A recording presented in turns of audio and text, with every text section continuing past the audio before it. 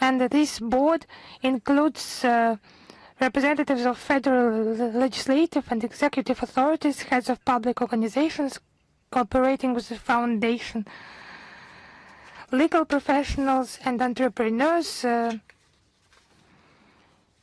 It will be about strengthening the effectiveness of the fund in the face of new challenges and challenges created by the West directly to the fund.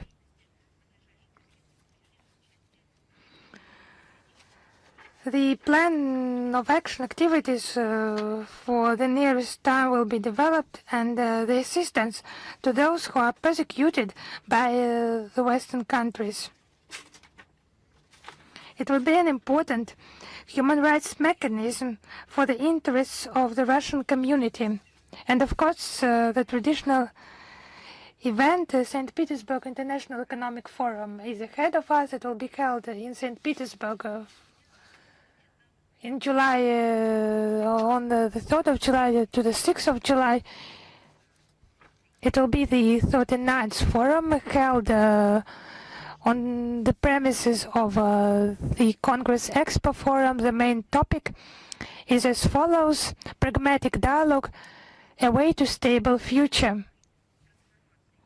It will be held in the conditions of a deep transformation of the global economy and the crisis of globalization. I would like to note that this year the St. Petersburg Forum will become a unique platform for elaboration of practical solutions aimed at stable development, strengthening sovereignty, and forming a just system of global interaction. As you know, this forum unites the leading politicians, business circles, scientists, scholars from all over the world. Our country is an essential participant of the global economic system and open for partnership. The business agenda of the forum covers the major challenges of the modern times. It's about confrontation and cooperation globally. It will be about reorientation, reassembly of the global finance system, transformation of international trade and development of logistics corridors, including trans-Arctic route in the conditions of geopolitical turbulence. A special impetus will be put to the countries of the East and Latin America and Africa. The second area in which the forum's work will be concentrated is the Russian economy. A structural system changes in order to return to the growth trajectory. It will be about a transfer to the new growth model based on technological sovereignty, new industrialization, development of high technology industries, outer space, and other technological areas. It will be also about climate change and the development of regions in our country. Another issue will be technologies, digital sovereignty, artificial intelligence, robotization, big data, cybersecurity, and global conflicts. The second area is social sphere in the era of new technologies. It will regard personnel as human resources as the basis of stability. Education, supporting family values, and promoting the Russian language. Now, the new quality of life, it will be dedicated to the complex development of regions, urbanistics, the development of the Arctic and the Northern Sea route. The issues of BRICS and the SCO Business Forum, the discussions of the Business 20, Russia-China, Russia-India, Russia-UAE, and Russia-Africa areas, and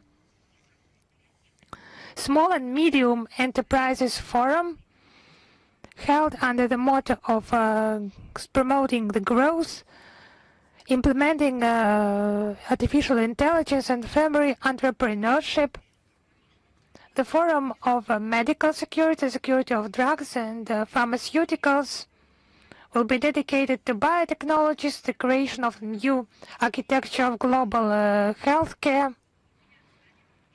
The Youth Day, the Day of the Future, will be a key space for dialogue between young entrepreneurs and professionals of the future and the digital economy. Traditionally, the Minister of Foreign Affairs actively participates in this forum. We will provide you the schedule of Sergei Lavrov's plans in this forum additionally. I would say now that the top authorities of the officials of the ministry participate in this event. On the 5th of June, Deputy Foreign Minister Alexander Pankin will participate in a special thematic Russia APEC session, cooperation prospects up to 2035, and the press departments on the department on the 3rd of July will participate in panel sessions. Words like bullets, how information has been turned into a weapon, and the use of artificial intelligence in the media. I would remind you it's on the 3rd of June. And we will also participate in the digital economy and unification of senses session. And what the Europeans have stolen from themselves and the future generations. And the discussion will be held on the 5th of June with the participation of Foreign Ministry. Cultural code as the basis of new identity and the perspectives. We will form our agenda and we will post it on our resources. So please stay in touch, and we will hold another briefing on the sidelines of the St. Petersburg Forum. Now the relevant global agenda, of course, the situation around Ukraine. We have mentioned at the beginning of the briefing already. The Kiev Nazi regime with the active military и гражданской инфраструктуры нашей страны. Зеленский бравирует, как он выразился, меткостью ВСУ, публично ставит им новые террористические задачи. Все это происходит вот так, буквально, открыто. Находит живой отклик у его западных союзников, которые прямым текстом призывают киевский режим не сбавлять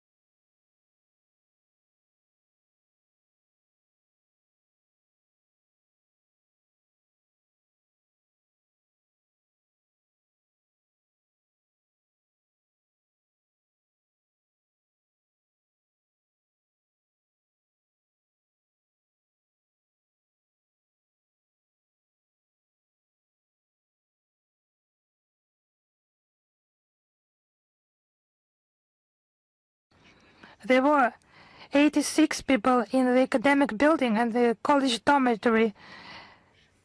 21 people were killed.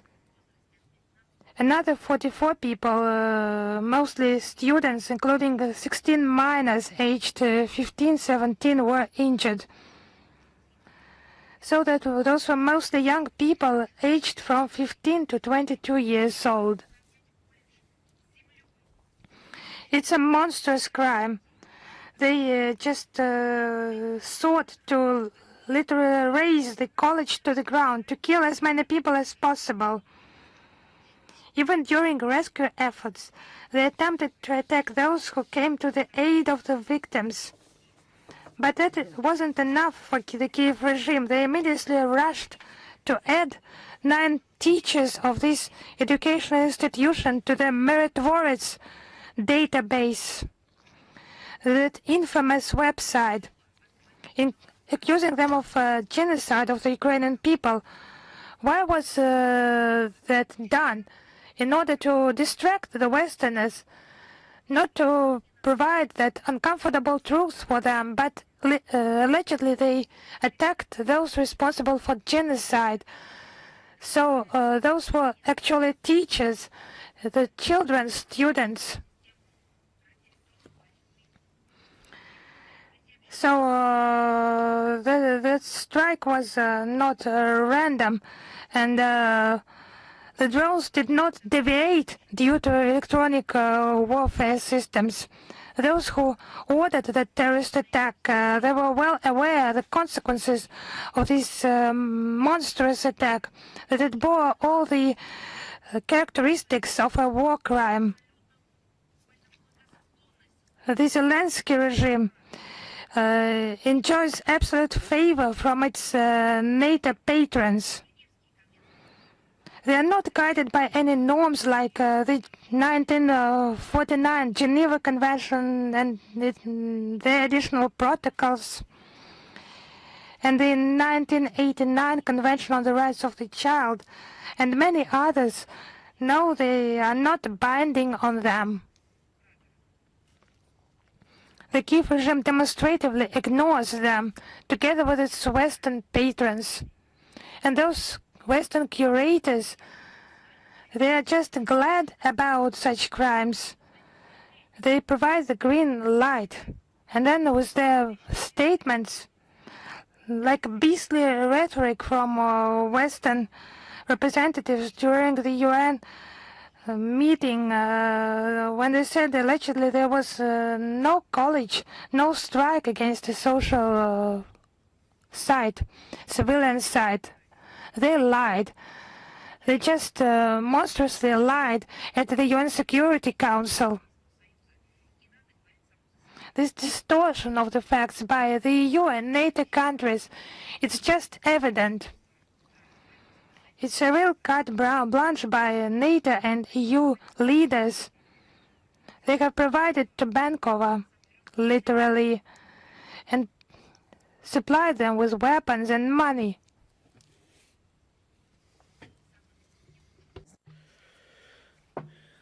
The West, the collective West minority, West cannot but recognize that this blood is on their hands, because they are suppliers of weapons, because they are providing targets and they financing structures for Kiev regime, because everything is done against civilians and children. Everything is tantamount and equal to the accomplishment on this. The journalists from 19 countries, 51 in total, who visited Staroblinsk. I will explain why 19 and 20 sometimes, because sometimes we are talking about the journalist points, but they are operating from 19 countries. One journalist was in this team, RT team, but at the same time he's citizens of the other country. That is why we are talking about 20 countries. So the see with their own eyes and talk to the eyewitnesses. During a trip, foreign media representative visited the destroyed dormitory building, examined the ruins of the educational building and nearby buildings. They were shown fragments of Ukrainian UAVs, shells, splinters, elements of the Starlink satellite navigation system, blast craters, and other material evidence of the monstrous crime. The coverage of this incident by this journalist, often contrary to the policies of the editors and the mainstream of Western Russophobic trend, completely disavows the hypocritical ignorance of the bloody crime committed by the Kiev regime. And it's becoming increasingly difficult to deny and silence the atrocities of the Kiev child killers. We will make every possible effort to ensure that the world community knows the truth about the inhuman essence of Zelensky region. Once again, our diplomatic missions will conduct systematic work in order to provide information about this monstrous crime to the international community using every possible methods. So 250 Russian citizens have suffered at the hands of Ukrainian militants over the past week. 199 people were wounded, including 20 children, and 51 civilians were killed. Here are just few facts. Belgorod region, 3 civilians were killed and at least 24 people were injured. Bryansk region from May 21 to 26 as a result of attacks by Bandera followers using drones and multiple rocket launches against civilians. 5 people were killed and at least 6 were injured. DNI from May 21 to 26, 11 people were killed, including 2 children, a girl of 3 years and a boy of 6 years. 4 medics from a team went to help those affected by the shelling. This is a trademark of Kiev terrorists. They strike on civilian facilities and those and rescues. Zaporozhye region on May 23, a transport workshop of the Zaporozhye nuclear power plant was attacked. 8 buses intended for transporting plant personnel were damaged. The residential sector and civilian infrastructure of the satellite city of Energodar are subject to almost continuous daily shelling. Last week, 13 civilians were injured on the region due to the FA attacks, including a man and his daughter who were driving to get flowers for the last school bell, as well as 2 employees of the Russian emergency ministry during the extinguishing of fire. Kursk region, a 67-year-old civilian woman was killed due to a drone attack and 3 people were injured. Rostov region, people were injured, 2 people were injured as a result of missile attack. Samara region, 2 people were killed in the city of Syzran due to UAV attacks. Sevastopol, on the night of May 27, the city was subjected to combined attack by FAU using Western missile, including, according to the preliminary data, Anglo-French Storm Shadow missiles and drones. The building of the Southern Directorate of the Central Bank and 30 residential houses were damaged. A container with explosives dropped from UAV. Kherson region, 5 people were killed and about 20 people injured due to the daily shelling. Russian law enforcement agencies continue to gather evidence to bring the leadership of Kiev regime and the foreign mercenaries to criminal responsibility for the crime committed. The white Yuri Femenyuk, who in March 2022 in Mariupol gave a legal order to shoot a car driven by civilians, resulting in the death of 3 people. He was sentenced to in absentia to life imprisonment. Commander Evgeny Markevich, who gave orders for targeting shelling of residential infrastructure in Dinia, And French mercenary Jonathan David Jacques Delport, who fought on the side of the Ukrainian forces, was sentenced to absentia to 15 years in prison. So look at the hatred of the Kiev regime to fight against history and culture, including its culture, and it's a terrible dichotomy. Look, on May 15, we marked the 135th year anniversary of the birth of the great Russian writer Mikhail Bulgakov. The preserved memory of the talented native of Kiev, a master of Russian word, and his unique creative legacy, including in Ukraine, does not give peace to virulent Russophobes and Bandera followers. A photograph appeared online of a defaced sculptured composition featuring characters from the master near the Kiev Museum. And Bulgakov was included as imperial and Ukrainianophobe. This initiative of this move have cut themselves off the legacy of cultural heritage created by this writer, making their cultural world, or rather little world, even poorer. The current director of so-called Institute of National Memory, a former Azov militant, Alexander Alferov, generally considers in his duty to erase from the minds of millions of Ukrainians the slightest mention of which outstanding figures of pan-Russian and world culture lived and worked on the territory of modern Ukraine. He seeks to fill their place in people's mind with odious figures who served Nazi Germany and Hitler personally, of whose talent Alexander Alferov publicly considers himself an ardent admirer. And it's not a coincidence that last week he went to Luxembourg, where he participated in the ceremony we talked about earlier of exhumation and ceremonial transfer to Ukraine for burial of the Kiev Pantheon of outstanding Ukrainians, of the remains of the former Abwehr agent and concurrently one of the leaders of OUN, Andrei Melnik, and his wife Fedak. On May 24, the ashes of Nazi collaborators were entered with the owners of National Military Memorial Ceremony with the participation of Zelensky, former President Viktor Yushchenko, and other proponents of aggressive Ukrainian nationalism. We noticed not big people attended this event. Andrei Melnik has never been a national hero. So-called democratic Europe did not react in any way and just trying to impose its values. And it did not react in any way to posthumanous rehabilitation of fascist, although many Europeans were openly outraged by what had happened.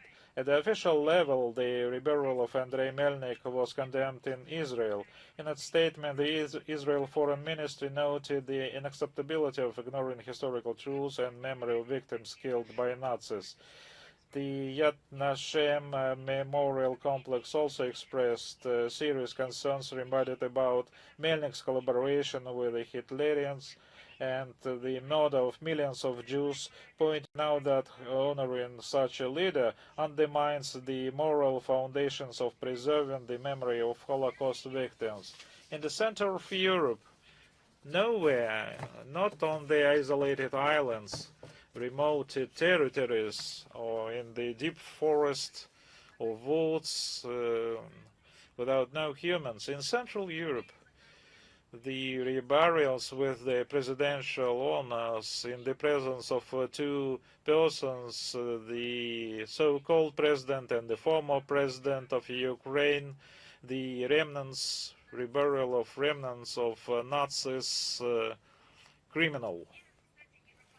And We would like to know the reaction of European Parliament about the preparing a resolution with the condemnation.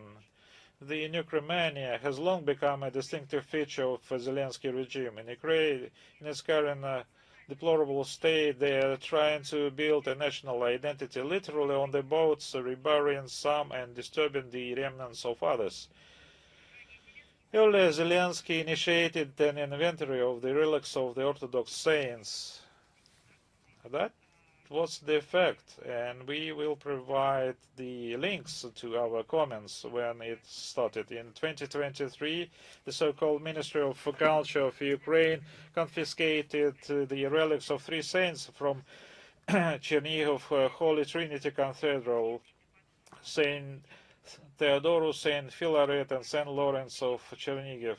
In 2025, an equally blasphemous inventory was carried out on the relics of pan-Russian Orthodox saints of the Kiev Pecherslava. With the aim of checking them for historical and scientific value. The end of quote.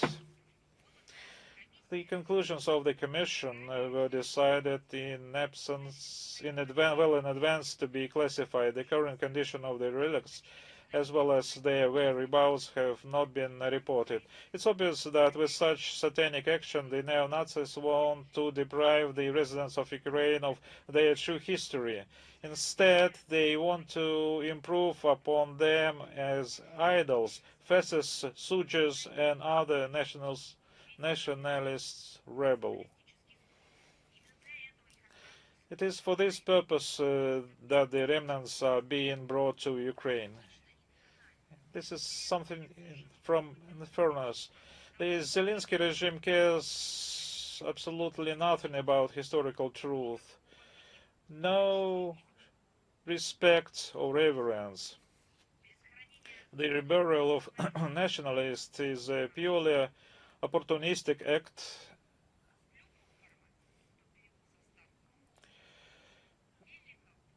be it the transfer of Melnik's remnants or reburial of those who are the part of nationalistic or neo-Nazist battalions, their bodies are covered with the swastikas.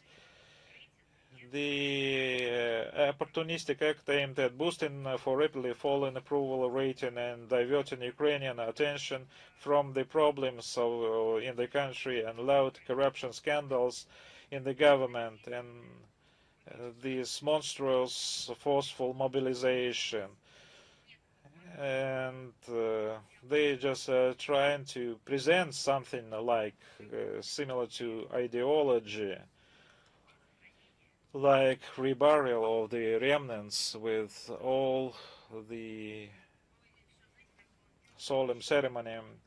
Everything was done secretly so that society wouldn't find out. Even reports of the event appeared only the next day after the event.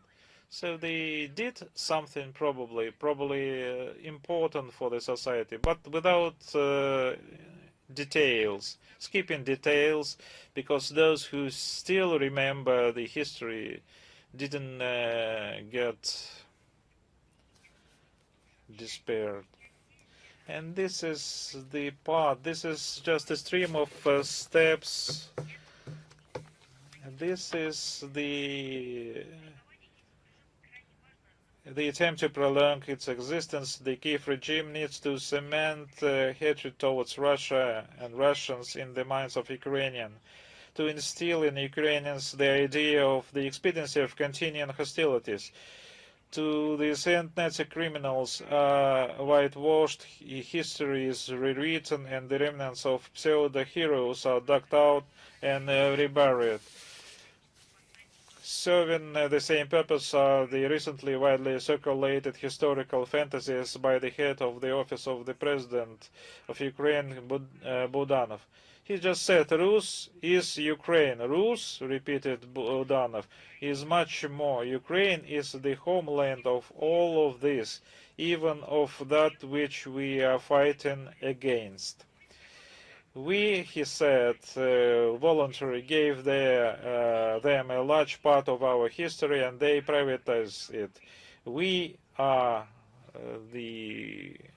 he said, we are Rus and we must rule over all of this. End quote.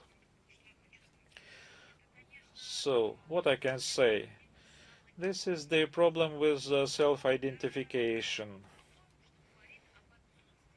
This tells about the lack of the perception.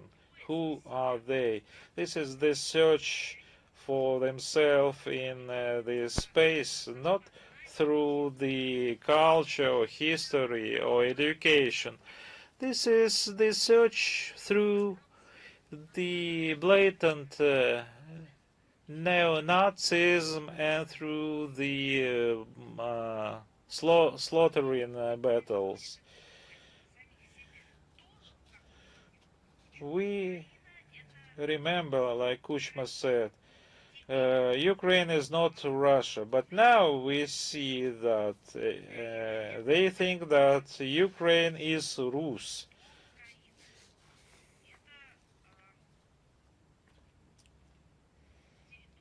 So Ukraine is a territory, as they claimed, outside the Russian territory. And now they claim that Ukraine is something bigger, Bodanov says, because they need to rule over Russia. So this is the lack of the understanding of the historic logics, way of history. Everything it depends on the attempts to keep the power through nationalism. This is the thing to rule the peoples. This is the blatant Russophobia through the historically tested Nazism, fascism, and so-called. They are not the first in this. They are trying to put this test on themselves. All Bodanov's statements are very far from the history. This is a primitive insinuations completely devoid from historical reality about certain ethnic exclusivity of Ukrainian nation compared to other Slavic heroes, and to strengthen the neo-Nazis ideology for revanchism to justify the existence of terrorist quasi-state entity into which Ukraine has become under Zelensky. I try to find a proper word for those who makes these statements. They are moral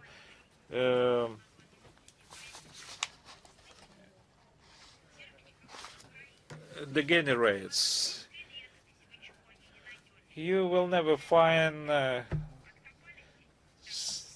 something like that in historic materials. And at the same time, Kirill Bodanov twisted the history, stated that Ukraine, I quote, is the motherland of Rus. I would like to, please excuse me, this is the quotation is not for the people, is just for the doctors. They are paid for that. They are deliberately distorting history, like locusts, everything related to the historic facts. Look at what they are doing with the monuments. The Bandera followers tirelessly continue to destroy and desecrate monuments to the true fighters against the brown plague. In the city of Fastov, Kiev region, they dismantle a memorial plaque in honor of Marshal and twice hero of the Soviet Union, Ivan Ignatievich Yakubovsky. I just would like to remind you, in 1943 he commanded the 91st Separate Guards Fastov Tank Brigade, which liberated the city from the Nazis. In Kharkov, they dismantled a commemorative plaque in honor of the hero of the Soviet Union, pilot Sergei Demenkov. In many localities, the Nazis are knocking off the bas-reliefs of the order of patriotic war from monuments. But no matter how hard they try, they will not be able to erase the people's memory of those who saved the world from the honor of the fashion. They will never succeed in burying this topic. The above facts confirm the relevance of the facts in denazification and demilitarization of Ukraine and the elimination of threats of emanating from the Ukraine. All these goals will certainly be achieved. And by the way, today on our website we'll post a link in the text version of today's briefing, and your report on human rights situation in Ukraine was published, prepared by the Ministry of Foreign Affairs of our country. It is in Russian and in English. It's about the monstrous systemic human rights violation in Ukraine. It compiled the factual material and eyewitness account, demonstrates total degradation of the human rights situation in Ukraine. The reason is obvious. Ukraine remains under the control of an illegitimate regime that does not hide its neo-Nazi nature, but rather it just imitates its idol, Nazi Germany. So it was that reburial of a Nazi in Ukraine. They used to tell that there are no Nazis in Ukraine, but they have transported the remains of a person considered a collaborationist by the entire world. Its measures against the Russian language and the canonical Orthodox Church in Ukraine. Hitler's collaborators are glorified. Neo-Nazi organizations are fostered at the state level. Those who disagree with the Nazi ideology and practices are intimidated. There was a recent interview by Yulia Mendel, Zelensky's former press secretary to Tucker Carlson.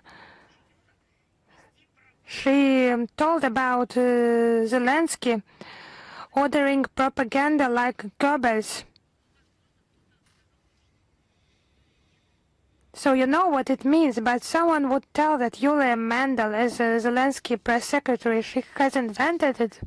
But I cannot check whether her words are 100% true, but the reburial of a Nazi collaborator with honors of the president level in Ukraine testify that that could be true. That maybe that quotation, it was the exact quotation. And what remains in Ukraine from human rights, as Mendel said, it was Goebbels-like propaganda, but it's total indifference to what is happening in Ukraine.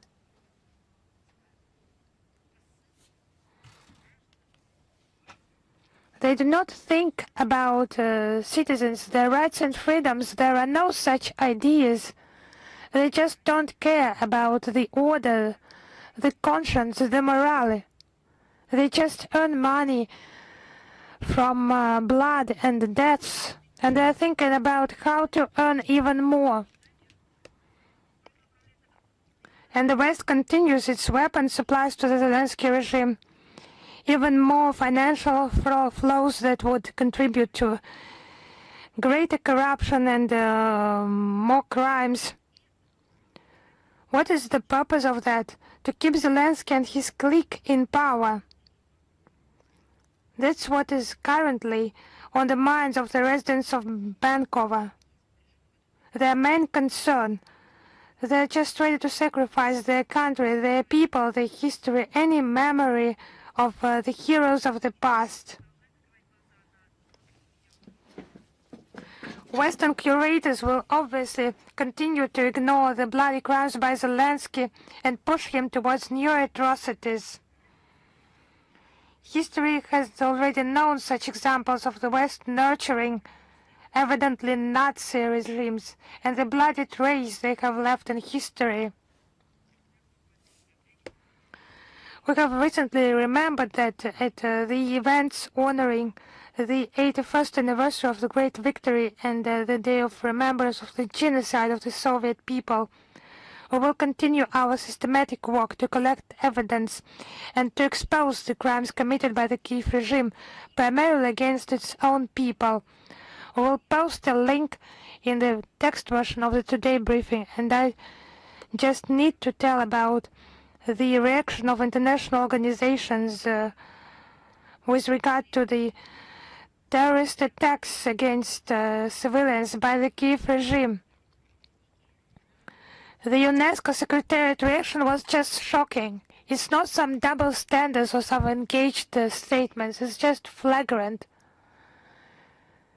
criminal ignorance. It's a true crime because this organization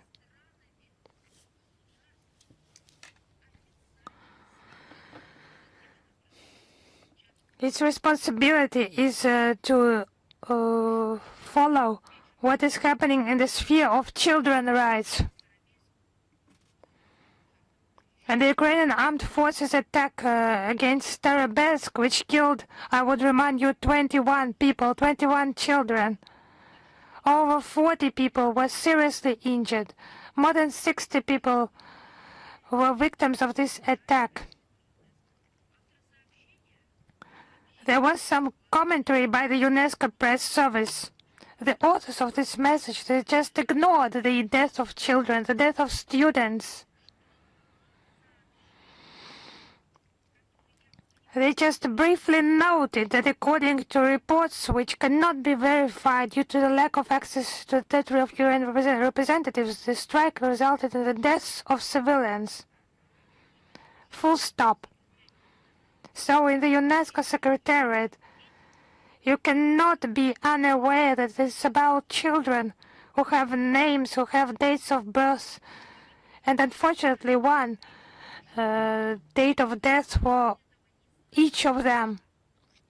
You cannot be unaware of that. It's about a strike against a college because it's mentioned by the witnesses, the media outlets all over the world. It's mentioned by Russian government agencies.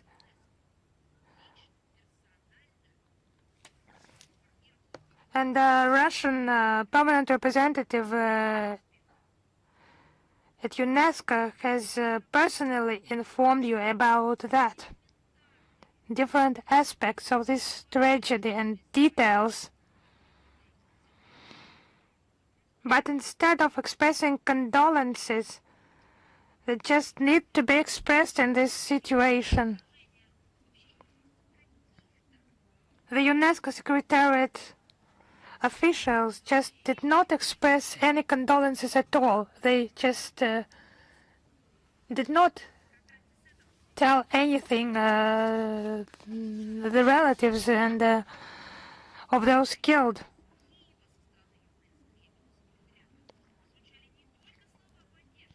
And Kiev was not only supported by UNESCO Secretariat, but also there were promises of assistance in assessing the damage and determining urgent measures. So when 21 children were killed, damage should not be determined, and their families, according to UNESCO, they should not be supported. In response strikes against Kiev, UNESCO did not need any clarification, any expertise. They did not need that. They just present it as a fact.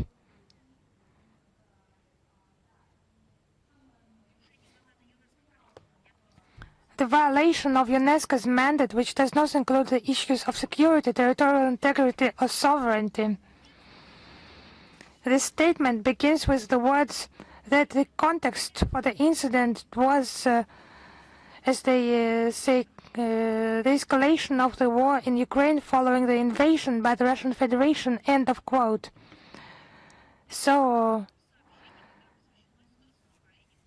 in any message regarding the situation in Ukraine, just tell about anti-constitutional coup d'etat, the financing of Kiev terrorist regime by the West,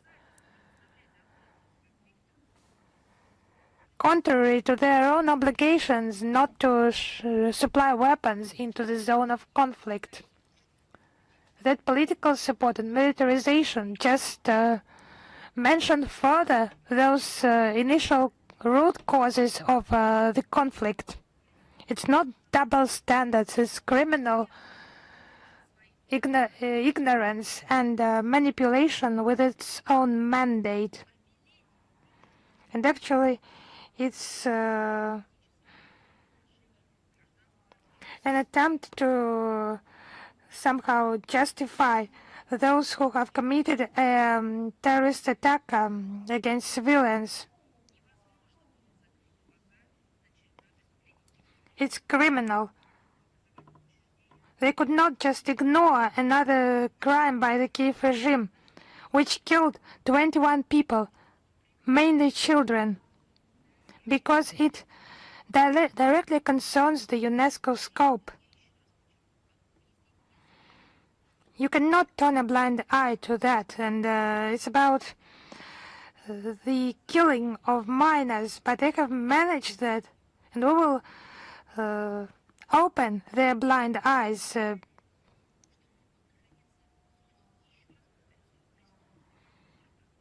order for them not to find themselves in the zone of their criminal comfort. They will not manage to do that. Such pandering to the criminal Kiev regime is unacceptable. Violating the principle of equidistance damages the prestige of international officials, international organization. Actually, nothing has remained from the prestige of UNESCO. They have issued a report on the killings of journalists, but there were no Russian names there. Now they have just ignored the killings of children, and then the killings of those who have tried to rescue children from the debris. It's not just engaged position, it's just supporting those who commit those terrorist attacks. We demand that the UNESCO Secretariat strictly adhere to its obligations and the status of international humanitarian organization. In some days it will be the 1st of June, the International Children's Day. In our country, it's marked in accordance with our political priorities. The Convention on the Rights of the Child, that is still relevant, 30 years of its existence, and one of the main tasks is the protection of children, care of minors for any state. However, in this sphere, there are immense challenges and problems: hunger, lack of access to health care, violence, and terrorist attacks against children. Children's issues are politicized totally. Double standards are promoted. Some countries are unscrupulously exploiting the emotional side of the issue. It's lies and slander against other states.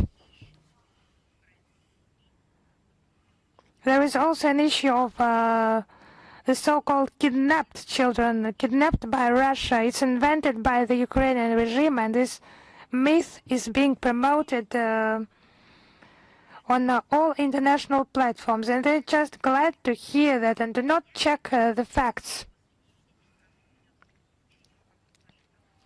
However, they ignore the fact that the reunification of children is conducted from the very beginning of a special military operation. There are contacts with Kiev, with the assistance of the Vatican, Qatar, the International Committee of the Red Cross.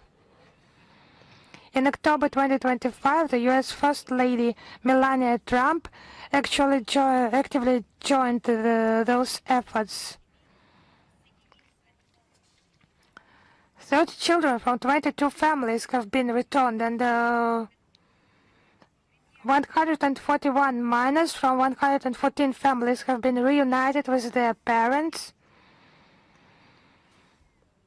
The fourth bulletin of the Commissioner for Children's Rights, Maria Lvova-Belova, has been published and translated into English and posted on the Children's Ombudsman's website. We will post the links in the text version of the Today briefing.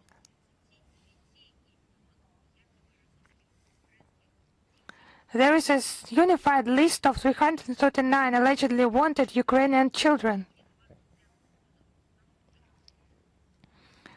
We have received that list during the talks in June 2025 in Istanbul.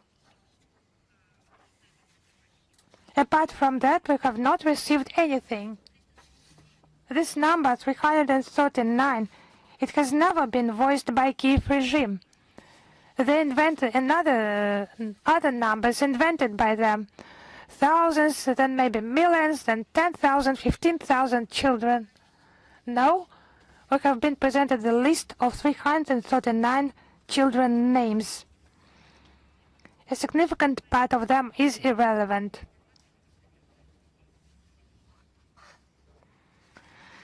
So we urge everyone to study that information that is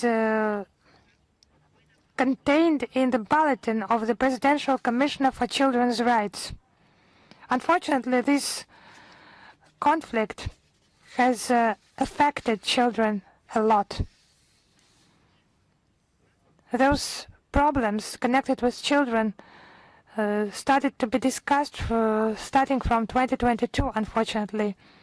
And before that, allegedly, they have never had any problems connected with children, but by the time there was the Angels Alley and those statements that the Donbas children will live in cellars while other children will live well.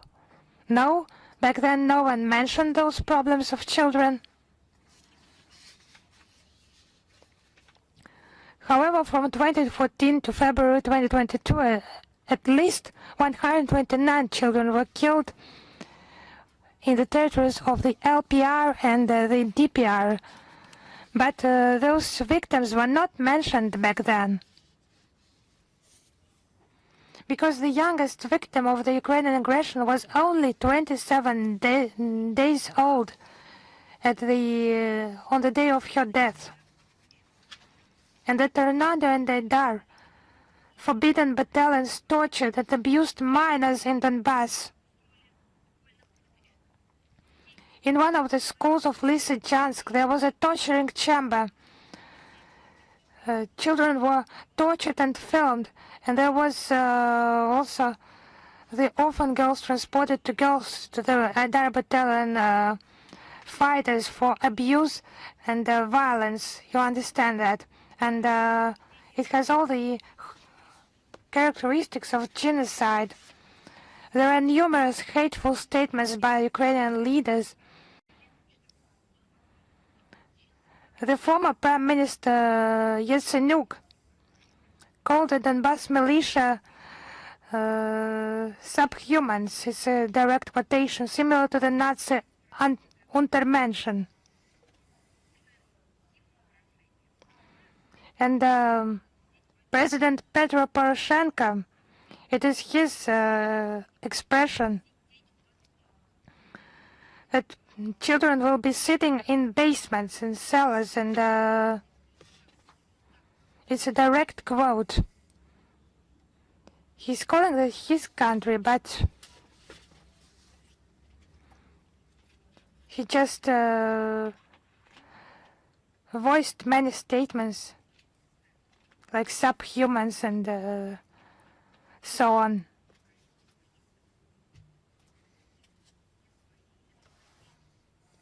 and which citizens he considers the citizens of his country, and which citizens he considers some other country's citizens. It's not clear, but that anti-humane logic is just filled his brains.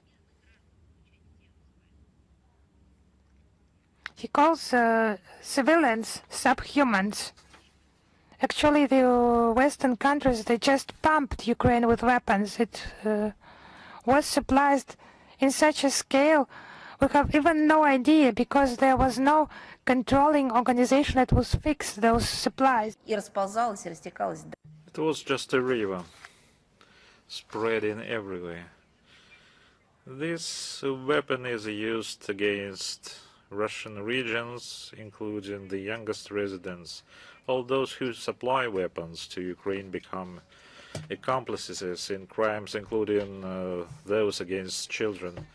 Just several crimes. The attack on the center of the pre-holiday Belgorod on December 30th, 2023, when shelling of a New Year snow town, Christmas tree and ice rink killed 25 people, including 5 children, and over 100 civilians were wounded.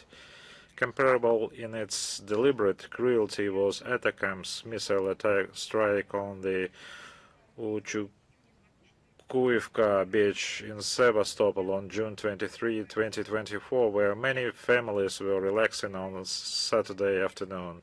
153 civilians were injured, including 27 children. 4 people were killed, including 2 children aged 2 and 9. Unfortunately, there are many similar examples. Another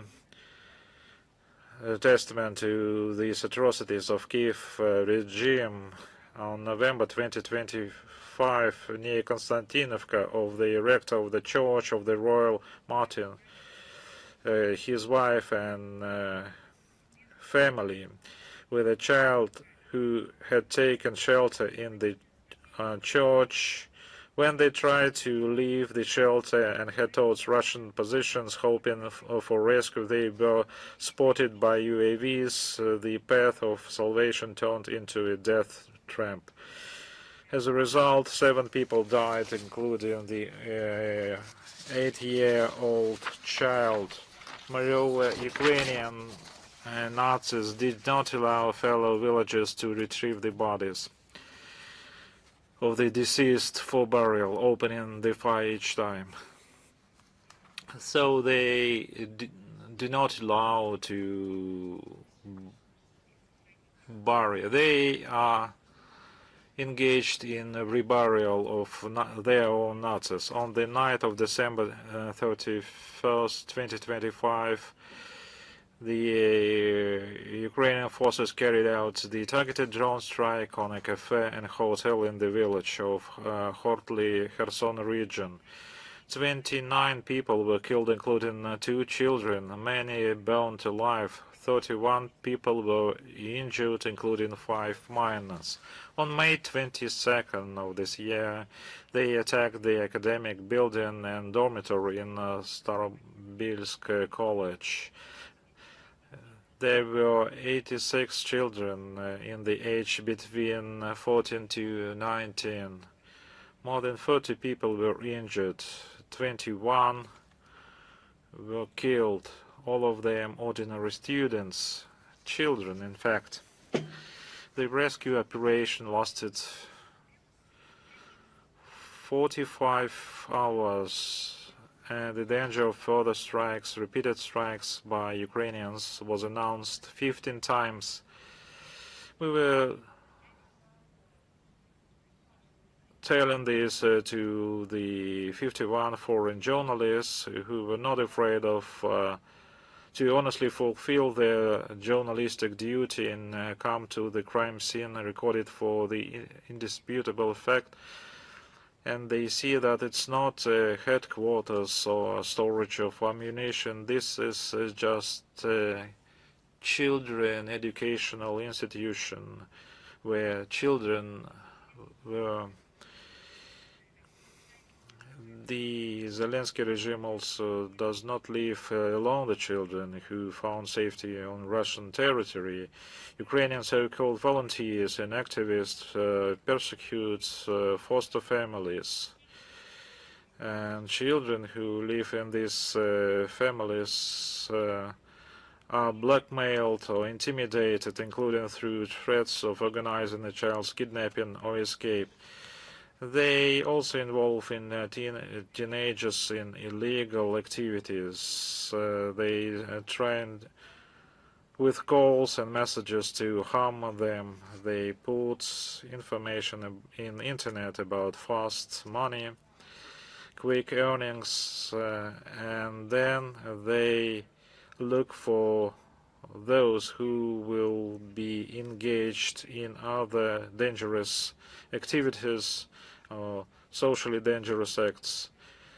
Deception and forgery are also used to induce them into unlawful acts, such as sending fake photos, and they make children to commit other criminal activities. And they also send fake photos of law enforcement officer documents. They intimidate. There is also a system of recruiting school children via social network. Children are offered money and manipulated to obtain information. There is evidence that Ukraine, through the internet, is drawing children into games that can lead to death. Another fact of deliberate terror of the Kiev regime is the posting of personal data of Russian citizens, including minors aged 2 to 17, including website Mirotvorets. According to media outlets that monitor the activities of this resource, in 2025, over 100 minors from Russia, other countries like Belarus, Ukraine, Azerbaijan, Israel, Moldova, posted there.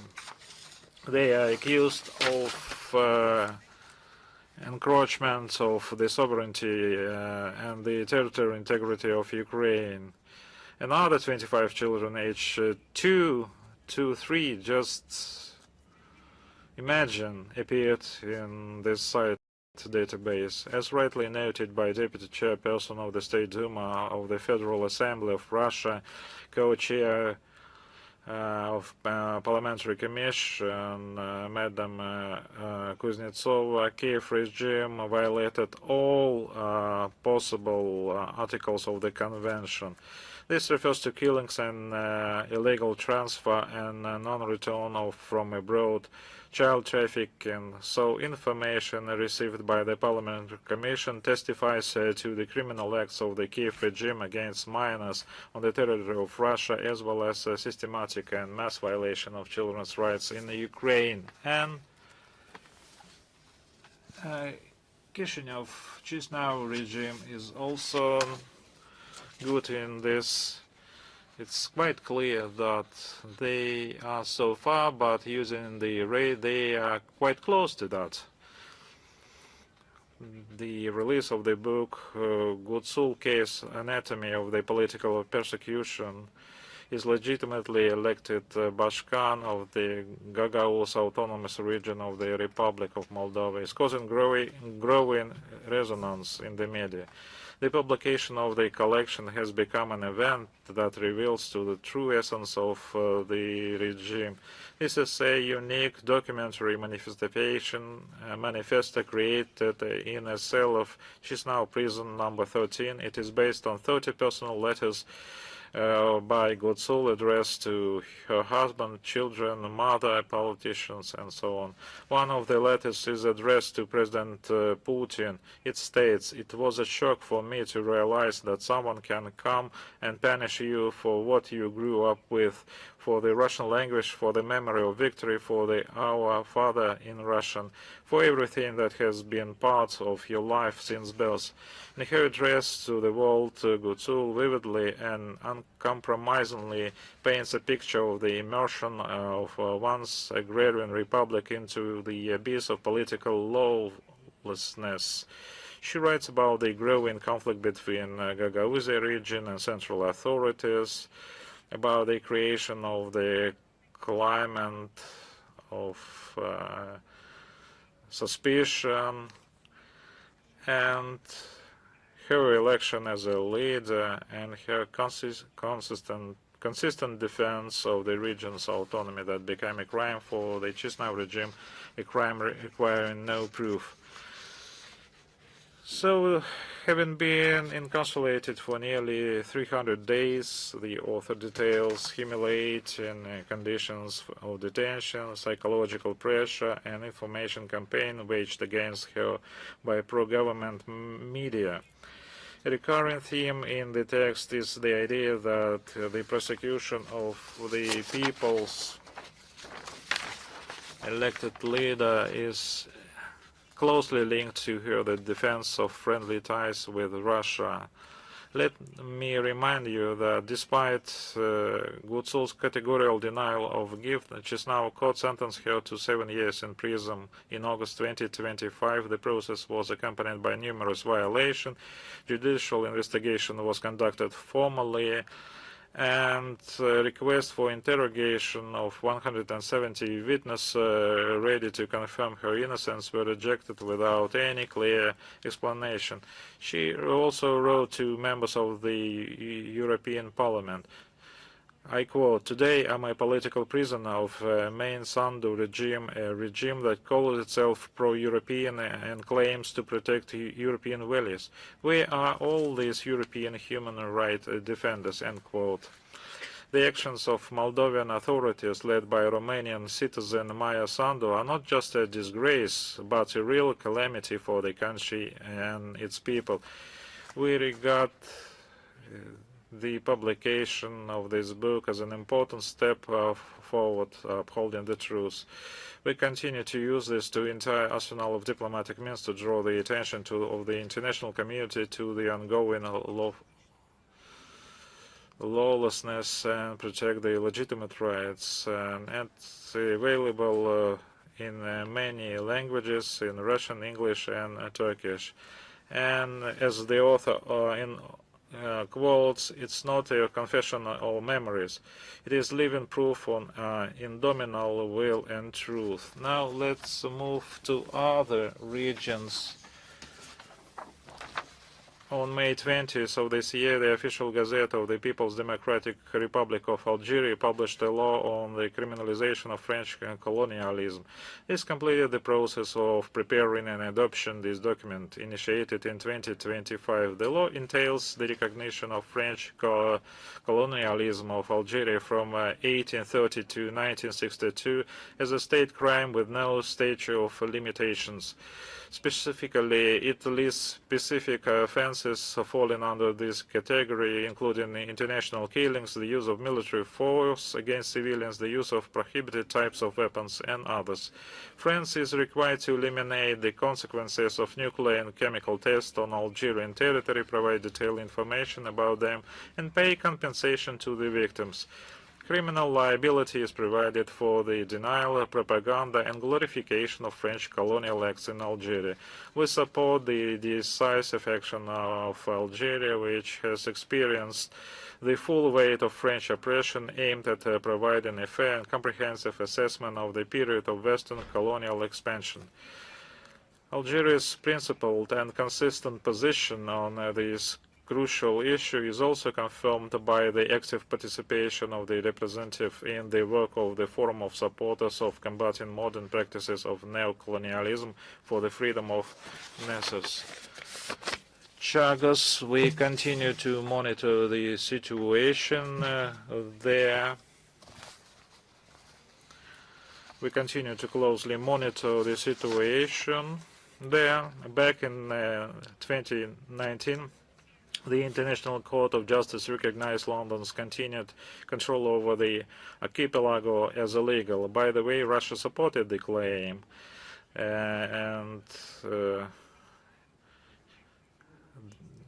but the British reluctantly began to meet Mauritius halfway on this issue. Even this step was made with great reservation, and only when the other parties, political parties, came to power on the Albion. But then situation changed. It suddenly turned out that White House was not satisfied with such self-activity on London's part, and for the inhabitants of Downing Street, dependent on the opinion of their older brother across the ocean, this turned out to be more important than caring for the reputation of or fulfilling already assumed obligations. Let's not be ignorant and naive.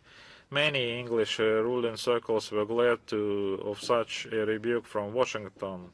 As a result, in London they again began to stall the process. The ratification process in the parliament slowed down, and then the legislative session came to an end. As you remember, we spoke about this recently on April 13 of this year. Deputy head of the Foreign Office, Stephen Doughty, effectively confirmed to the House of Commons leaks in the media about the indefinite suspension of the ratification. These tactics, by the way, is often used by the British to talk out domestic political problems. They create commissions, committees, some kind of independent investigation, so-called, launched that go on for many years, allowing them to let off steam, but rarely lead to improvements. And it has nothing to do with the law. We hope that in this case they will not be able to sweep the matter under the rug. After all, not only international law but also the sympathies of the world community are on the side of Mauritius. But the moral of the story is obvious. Разобещали. Властелины слова захотели, дали, захотели, забрали обратно. Даже если за дело берется премьер-министр, ну вот в частности Британии, у которого все регалии юриста, ну и так далее, это ничего не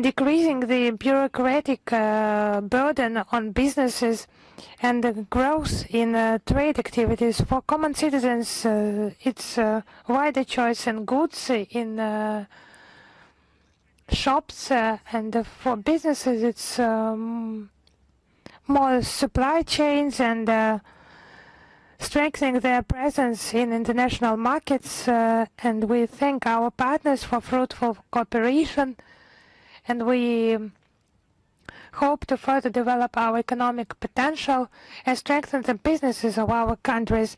And now I am ready to answer your questions. Is International Life with us? Yes, hello, Madam Zakharova.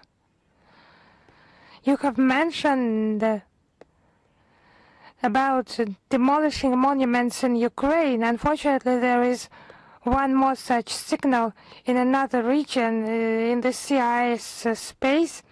In Armenia, they have not abandoned plans to dismantle the memorial to those killed in the Great Patriotic War in the village of Artik in the Shirak region. How would you comment on this situation? You know, as far as we understand, the authorities of the village of Artik and the higher authorities aspire to complete their plans for the memorial to the compatriots who have died in the Great Patriotic War, and they plan to build a fountain in that place. But the logical question is whether there is no other place for a fountain, whether this monument it will be dismantled or removed to some other location, as our colleagues have mentioned in Armenia earlier. Unfortunately, such cases remain without the attention of the Armenian government, and people are against such a decision. If it's about dismantling a monument without its moving,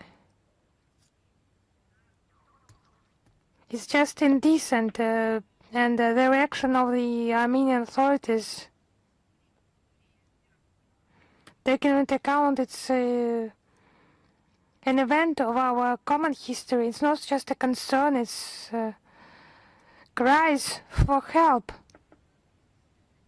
of those who see how the history is rewritten. They observe those specific examples. There is also a more dangerous trend that can be characterized by as global rewriting of the historical memory. It was demonstrated last year when there were whitewashing statements, whitewashing the Nazis on the Armenian state television. Then Foreign Minister Arat Mirzayan urged to ignore individual words and promised to look into the matter. However, no reaction followed, and this we have understood. No one reacted and no one studied those cases. Now the neo-Nazism reached Yerevan from Zelensky, who issued threats from the Armenian capital to attack the Red Square during the Victory Day parade. Now Yerevan is removing the phrase the Great Patriotic War from draft CIS documents.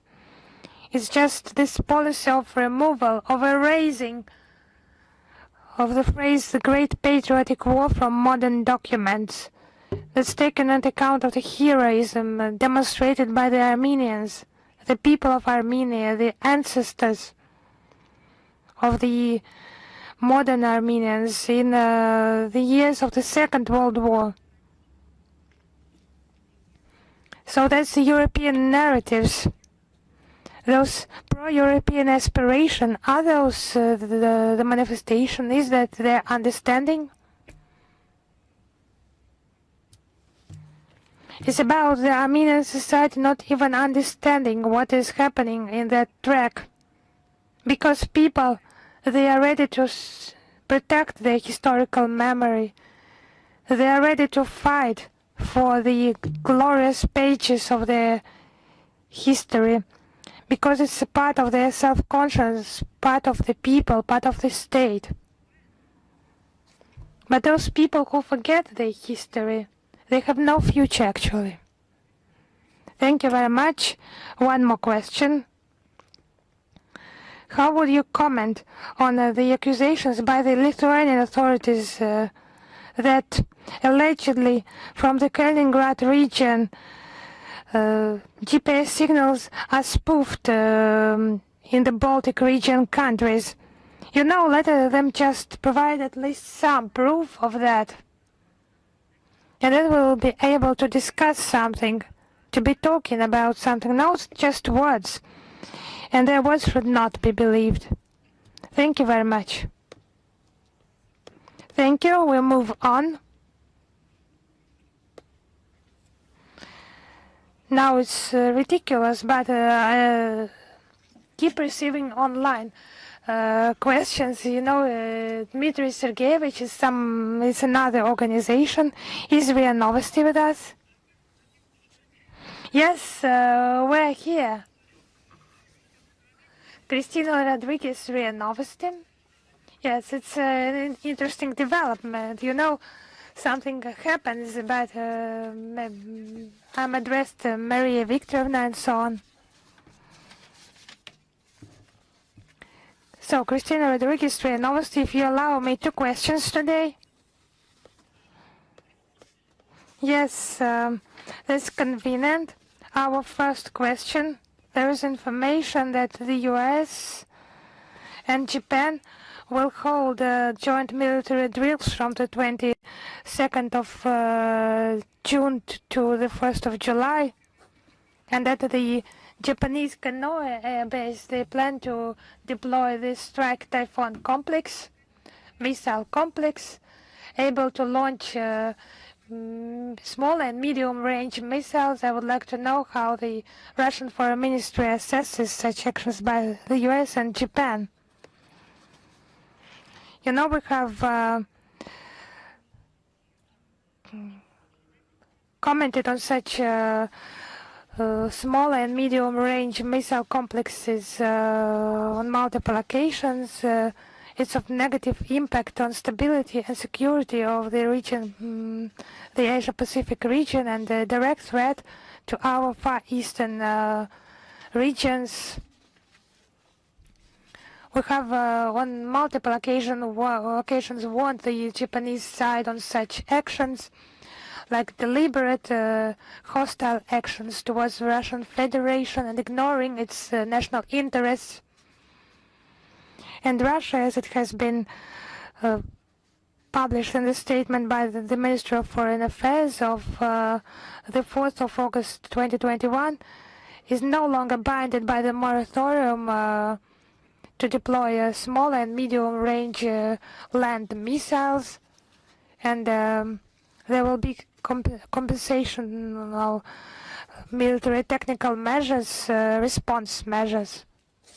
Thank you very much, and I will move on to my second question. During your briefing on the 7th of May, you mentioned the French media position in Africa, and audiovisual sector, as we have learned from public sources, there was serious criticism of the overall state of affairs in the country's media. How would you comment on this? You know, it's actually about a detailed report on the neutrality, functioning and financing of public broadcasting presented to the French National Assembly by Parliament member Charles Eloncle.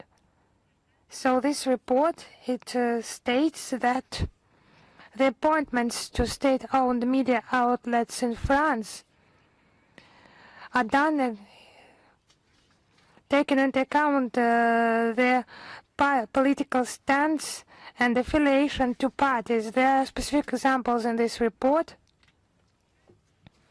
As you have mentioned, it's convenient. One of the France Television directors, Stéphane Sidbon-Gomes, previously coordinated the Green Party's election campaigns. Today he manages 3,000 employees, direct quote, without even holding a press card. Radio France executive director Sibylle Veil is a classmate of Emmanuel Macron, and her husband was one of the ideologists of his presidential campaign. So they combine work with positions in city administrations, for example. So it's convenient, I think. The head of ARCOM, the state broadcasting oversight body, Martin Adjari, previously worked in the offices of 4 socialist ministers. That's the focus of the main MP's criticism.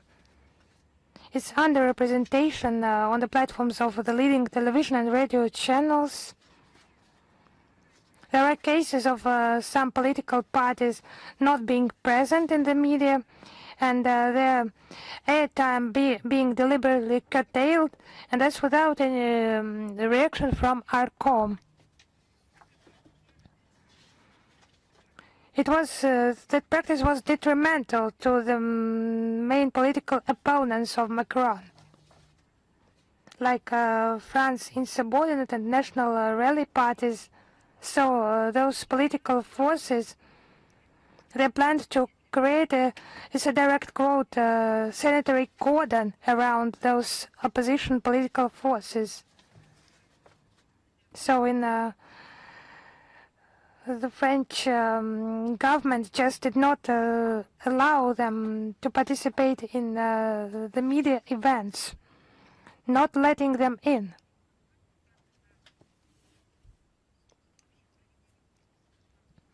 It's a breach of the freedom of speech and destruction of pluralism in France, in its media space.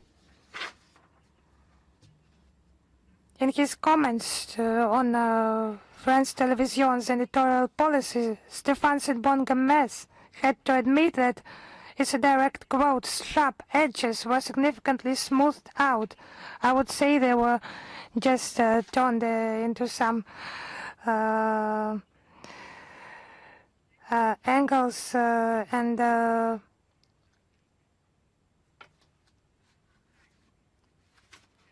it was just central media, central for information transfer.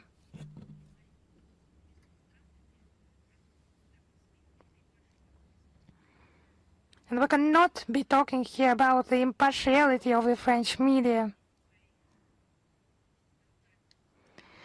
And the oversight body ARCOM being notorious for its Russophobic policy and bans on Russian media, so this report is very interesting.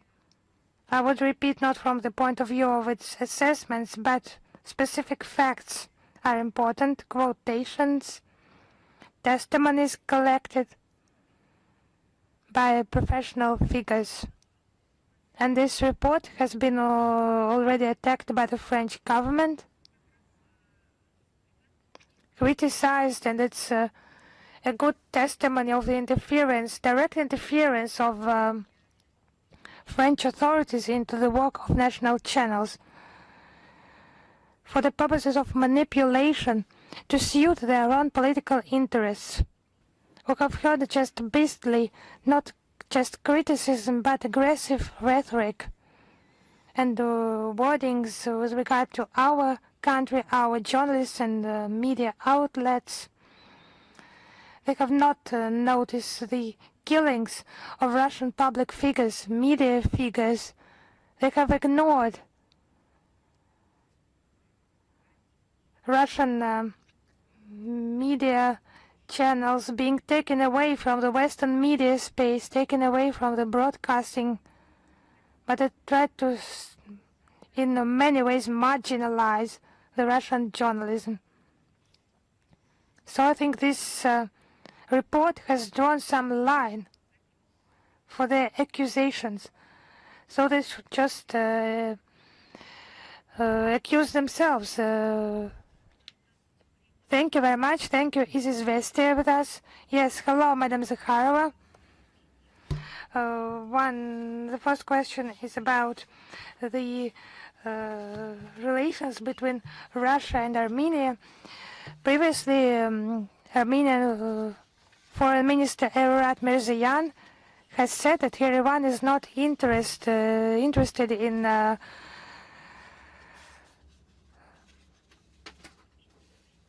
severing relations with Moscow.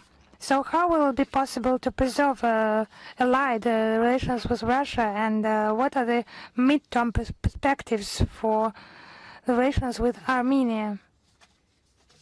You know, your question is one of many questions on this account. And on the sidelines of the Security Council, the security conference, we have mentioned this issue, and there were multiple contexts in the relevant formats, and I have prepared significant material in order to comprehensively cover our bilateral relations. And I would like to start not only with bilateral relations, but the relations of Russia towards Armenia and its citizens. It has not changed. We consider the Republic our natural partner, and the Armenian people, we consider them brotherly people. It was back in the Soviet times and the catastrophic earthquake of 1988 and the first years of independence, when our countries lived through serious major social economic crises. The modern history has many such examples, like the participation of Russia in the elimination of consequences of different natural disasters in the north of Armenia in May 2024. And there were statements by the Armenian authorities that they will not allow to use the Republic against our country, but we just judge by deeds, not only by words. And the deeds are somehow contrary to the words in many cases. Because Russia has never been against the diversification of the foreign relations of Armenia, but it can hardly be considered balanced in the today's situation. Because for some reasons, Yerevan prolongs the serious initiatives with our participation and promotes some Euro standards, but no one is aware what those Euro standards, what it means, and signs some framework plans with the Western capitals. But there are important details in that, because those Western capitals have declared a true hybrid war on Russia and aim at imposing a strategic defeat on Russia. And with those countries, Yerevan just concludes those strategical agreements on plans and intentions. Those who wish ill to our common Eurasian space. And they actually start interaction with Western Europe, European Union countries, where traditionally and solidly bonuses to Armenia. It has been Moscow bringing those benefits, and the detriment of relations with Moscow. There is no detriment, there are bonuses, there are benefits, but for some reason we're starting to being substituted in those tracks. But the success of those new beginning in relations is not guaranteed, because in many cases Westerners, they deceive, and you should study on those examples. We see a whole parade of declaration and strategic partnership concluded with EU members. Moreover, these countries that aim to inflict a strategic defeat on Russia, and with those who are at the forefront of European Russophobia, for example, such leaders of the European construction as Lithuania. I beg your pardon, probably it's quite interesting, but you need to look at the indices of the economic or industrial growth demonstrated by Lithuania, or probably energy sector is developing quite fast. I am not sure in what direction. The reassuring statements of the Armenian authorities about Russian-Armenian relations contrast sharply with what we see and hear during the heated election campaign. We know the demonstrative connivance of the team of Nikol Pashinyan regarding the targeted campaign of the West to stimulate anti-Russian sentiment. Literally every day claims and planted stories that Moscow is allegedly interfering in the internal affairs of the Republic, subjecting it to the hybrid attacks. Spy money, espionage is being cranked up, and tales about FSB or KGB are being circulated. Against this background, it's evident that it's evident to the naked eye that relations with Moscow are perceived as a tactical tool, not financial support for reorientation towards the European path. Like they say, civilizational choice, according to the representative of Armenian leadership, has already been made. It is, they say, enshrined in the law on the start of the process of Armenian accession to the European Union in 2025. They just claim that please don't pay attention to that, it's just on paper. Of course, we cannot but be concerned about the course of Armenian leadership towards rapprochement of the Euro-Atlantic community, whose mainstream political line is sharpened against Moscow. The EU itself is transforming from an economic union into an aggressive militaristic bloc. Its actual merger with NATO is being observed. The Anglo-Saxons openly boast about how they are tearing Armenia from the clutches of the authoritarian Russia and connecting it to the military political mechanism. A mark of this was Zelensky's visit to Yerevan, and this is no longer about economics at all. It's obvious that such line of Armenian authorities, and he just threatened to strike Russia. So it blows the mutually beneficial strategic partnership between our countries and creates risk of Yerevan losing all the advantages it receives from it. At the end of 2025, Russia's share in Armenian foreign trade amounted to about 36%, up to 98% of exports of Armenian agricultural products, and almost 80% of export of strong alcoholic beverages go to the Russian market. Money transfers from Russia to Armenia last year reached 3.9 billion USD, about 13% of the Republic GDP. Companies with Russian capital provide tens of thousands of jobs and consistently rank among the largest taxpayers in Armenia. As is known, Armenian citizens enjoy certain benefits in terms of temporary residence and work in our country. Russia is a guarantor of Armenia's energy and food security. The Republic receives Russian gas at preferential prices 177.5 per thousand cubic meters, while the price on the international market is about 600. Just imagine. Three times less as compared to the international prices. Our country almost completely covers the Republic's needs for gas, fuel, and vital products like grain. Moreover, they are also supplied at prices below market rates. It's important that the sometimes imposed restrictions on the export of certain categories of goods from our country do not usually apply to Armenia. Of course, Armenian citizens themselves will choose for the path for further development of their country. I would like just to emphasize that Russia is interested in truly sovereign and independent Armenia, which we have always perceived as an equal partner and friend. Thank you very much. If you don't mind, I would like to ask the second question. The U.S. Secretary of State Marco Rubio stated that trilateral negotiations between Russia, the U.S. and Ukraine are not currently being conducted.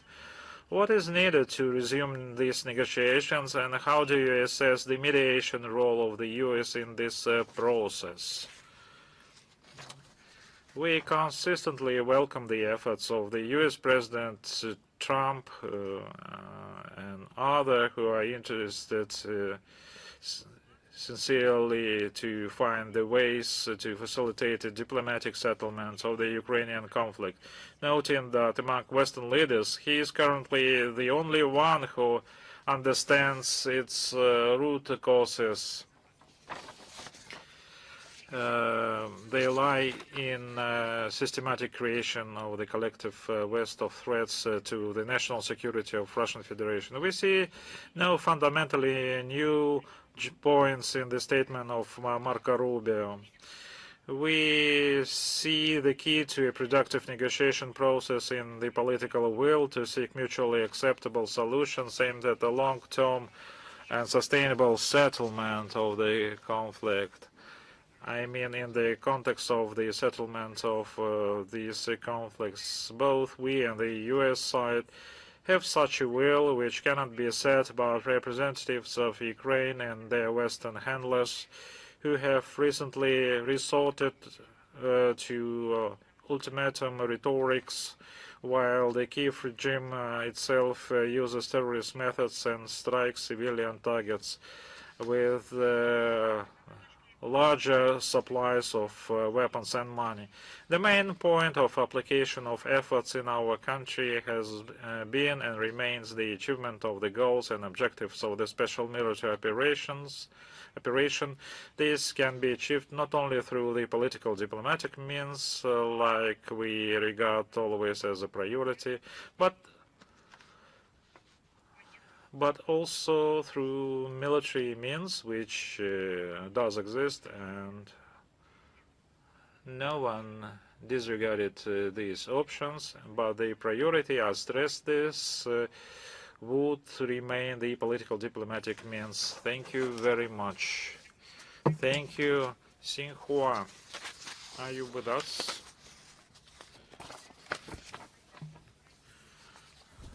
Good afternoon, Maria Vladimirovna. We have a question.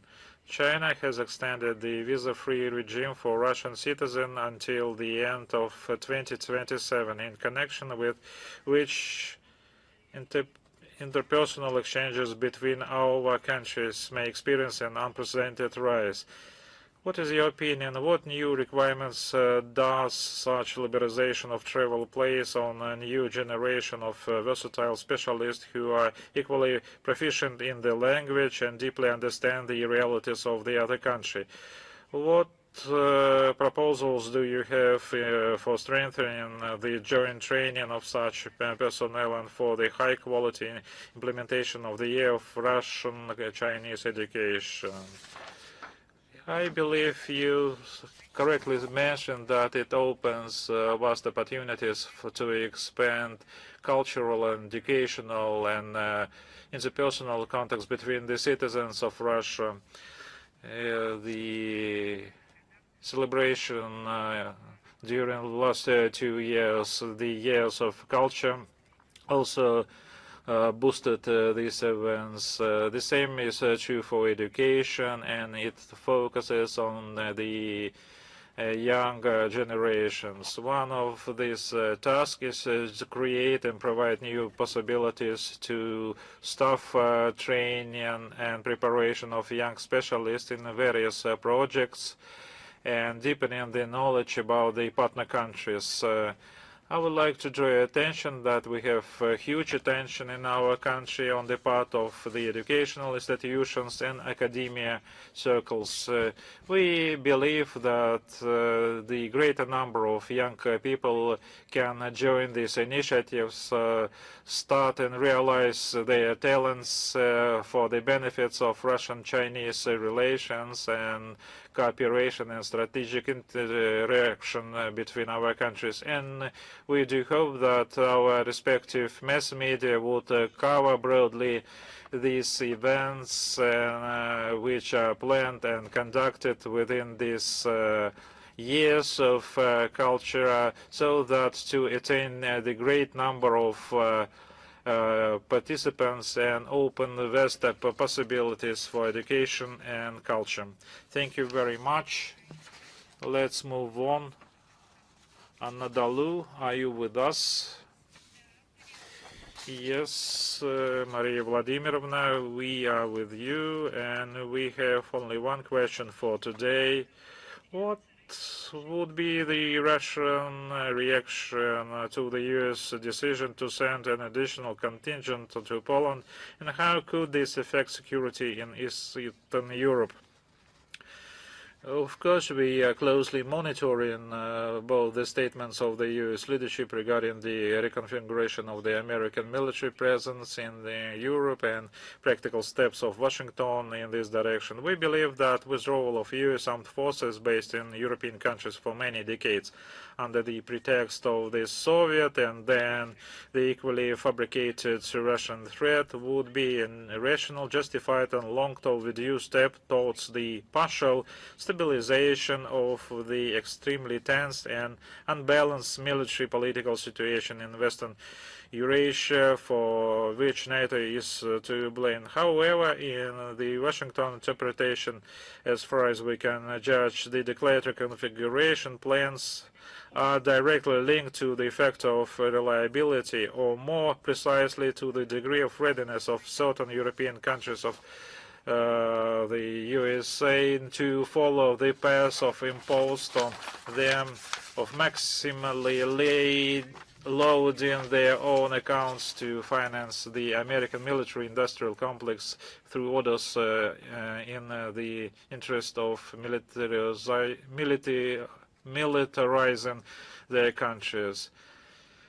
If this is the case, then we have no reason to be satisfied with the development, which would obviously lead to a deepening of multi-dimensional confrontation with our country by the bloc of Western states, which have recently been intensely preparing their societies for the armed conflict that would be suicidal for them.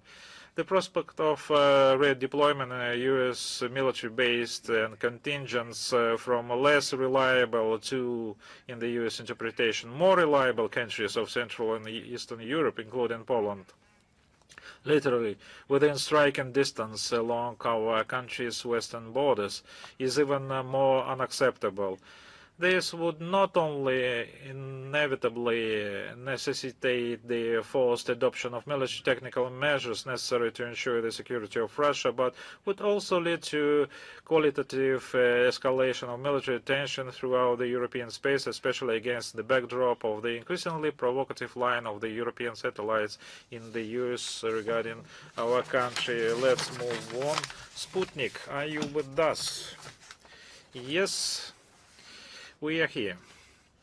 Our today's question, unfortunately, is getting more and more relevant, especially in the light of Ukrainian strikes. The Palantir moderated AI-based Palantir has been openly moderating the course of tactics of military operation for the Ukraine for several years. Does Russia have any information about the possible involvement of Palantir system in the territorial attacks on the dormitory in Starobilsk? Can you repeat the last portion of your question? Does Russia have any information about the possible engagement or involvement of Palantir systems? Yes, now I see. Yes. Since the beginning of the special military operation, Palantir has been closely working with the Kiev regime, providing the capabilities of using artificial intelligence systems in the interest of Ukraine. It's well known that the company has agreements and obligations to the Pentagon as a contractor. The leadership of Palantir adheres to obvious overtly fascist views reflected in the company April manifesto, which justified the use of AI-based technologies for a kind of time of Western superiority. In essence, it divides the world into us and the wonderful jungles, as they say. We specifically discussed the activities of this company at one of the forums. I can add a link to that. And we have no doubts that Palantir is involved in formation and implementation of Nazi Russophobic policy of Zelensky regime and Bandera regime. I think if this assumption does not correspond to reality, the company's management will be able to provide convincing evidence to the contrary, and we will take them into account. Thank you.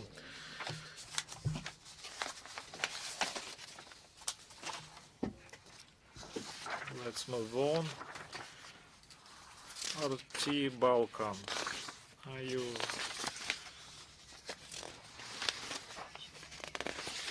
RT Balkan, our question is as following. In an interview with Politica, the Speaker of the Serbian Parliament, Brnabic, stated, I would say that Belgrade's relation with Moscow are brotherly relations. And she also said that Serbia does not have large trade turnover with Russia, and that, for example, its trade turnover with Bosnia and Herzegovina is larger. How would you comment on that? Thank you. Thank you for your question. There is no need to repeat this quotation.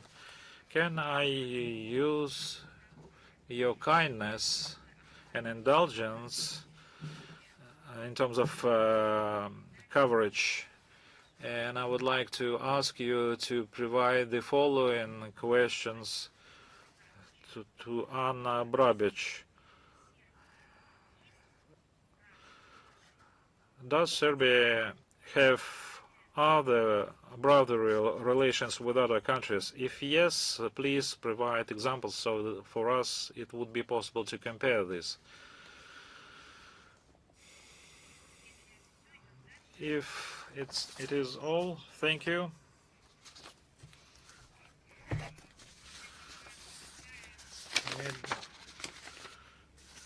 We didn't invite the China Media Group.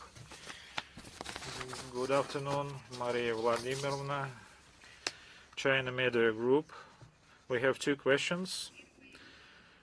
First is, according to US President Donald Trump, enriched uranium from Iran should be transferred to US for subsequent destruction or destroyed on the spot under international control. What is the Russian position regarding this statement, and what motives, in your estimation, may underline this proposal? We again would like to draw your attention to the fact that the mentioned stocks of highly enriched uranium belongs to the Islamic Republic of Iran. In this regard, the fate of the mentioned material can only be determined by Tehran. Only the Iranians have the right to dispose of it, including deciding whether to export it outside the territory.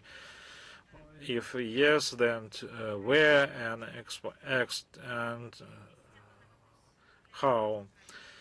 At the same time, the issue is one of the central topics of the ongoing indirect US-Iranian dialogue. We call on the parties not to slide back into armed confrontation, which is potentially fraught with the risk of full-scale humanitarian crisis in the region. Our position on this matter is well known to all and has not changed. At the same time, we have never imposed and do not intend to impose our initiative to transfer Iranian highly enriched uranium to the territory of Russian Federation. The decision on whether to seek our assistance or not remains with Iran. Thank you very much. Another question. On May 26, a meeting of the foreign ministers of quadripartite security dialogue participants comprising Australia, India, and the US and Japan was held in New Delhi, where they agreed to launch large-scale programs to strengthen energy security, join maritime surveillance, and protect mineral supplies into the Indo-Pacific region. China believes that this cooperation between the states should promote peace, stability, and prosperity. How does Russia view this? Does it contribute to the development of security cooperation in the region, or does it, on the contrary, carry a risk of geopolitical confrontation? Just 1 second, please. Whatever has been declared publicly by the participants since the creation of Quad, this four-country format dialogue on security, the main impetus is put on the military component. Regular joint drills of these 4 countries have caused the development of projects with the use of force in this region. And it's obvious, taking into account the ministerial Quad meeting mentioned by you and their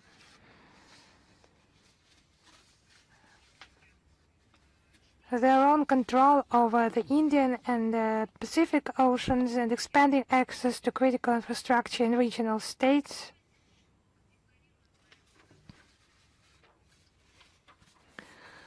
On the other hand, the security declared by this community, it's not security for everyone. The Quad activities do not demonstrate any actions that could be characterized as care for common security or the global benefit. However, they try to convince everyone of that.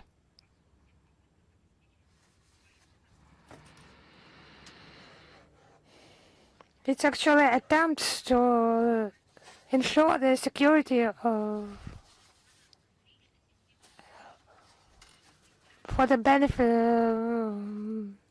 for the detriment of other states.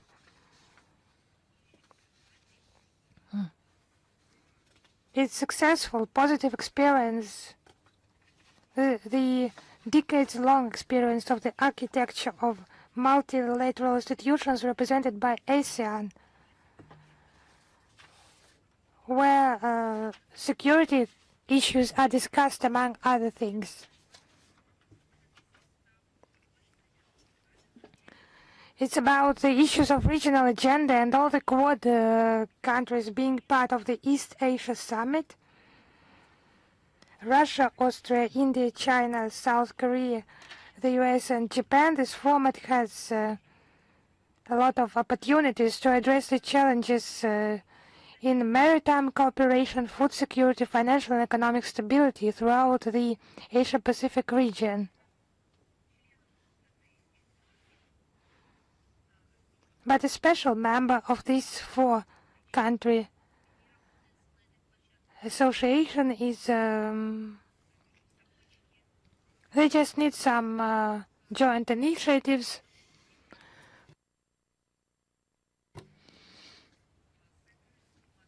Narrow initiatives, elite clubs, closed models, having no experience, positive experience in this region.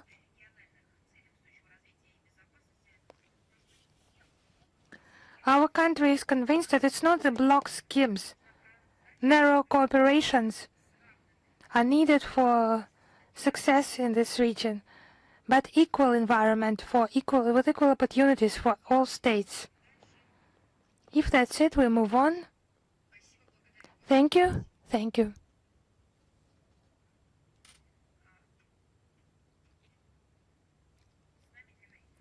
Is Reuters with us? Madam Zakharova, hello, we are here. And we have a question on Baltic and West Europe states.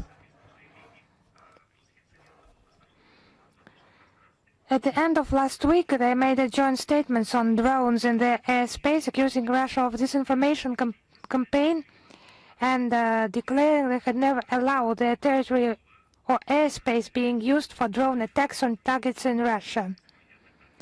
However, drones in spring repeatedly attacked the ports of Ust-Luga and Primorsk in the Leningrad region. So we would like to ask, does Russia have any evidence that the airspace of Baltic and Nordic countries has been used for strikes on Russian territory? And is NATO involved in these strikes? We see statements from NATO and its member countries that they do not allow their airspace being used for strikes on Russia. NATO Secretary General Mark Rutte calls those accusations absurd. However, such drones from the Baltic and Western European countries against targets in Russia, they not only continue, but their intensity is increasing.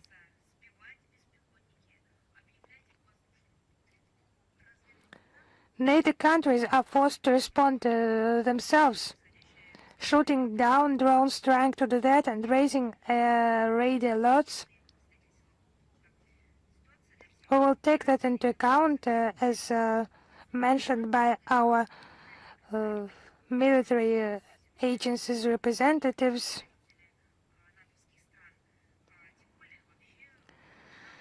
It's some NATO countries' representatives, their authorities just accusing our country. Those accusations are highly absurd. We should not forget who actually supplies those drones to the Kiev regime. And it's not us who should be asked on that, but the Rammstein format, when they're telling about new drone supplies and joint manufacturing. They do discuss how they will fly, what targets they will attack, and then let them share with you. They can share those plans and that information, and let them comment on the results. Thank you very much, Madam Zakharova. Thank you. Is Lenta.ru with us? Hello, Madam Zakharova. We have two questions today, if you allow us. The first one about Alexander Stubb recently mentioning his readiness to represent the EU during negotiations in Russia. And our question is about Russian-Finnish relations and contacts. Which level are they in, and which issues do you discuss within the scope of the foreign ministry? No, we have not been contacted. There have been no addresses by the Finnish side, and our bilateral contacts are just now limited to foreign missions, visa issues, and the protection of Russian real estate in Finland, ensuring legal rights and interests of our compatriots living there, cooperation in war memorial sphere, in accordance with the 1992 agreement between the governments, and security of our foreign missions, and some other issues. So his statements, Russophobic statements, Stubb is doing his best for his candidature not to be considered. Thank you very much. And the second question. On the 26th of May, Russia was visited by the delegation from the Ministry of Economy and the Ministry of Foreign Affairs of Japan. What were the results of this visit? How could that change Russian-Japanese relations, and what are the issues in which we are ready to cooperate? Actually, Moscow has never put any obstacles to contacts by business circles. The most important thing is for this interaction to be mutually beneficial. Our position has not been changed significantly, and the official Tokyo also has expressed its режима страны Токио.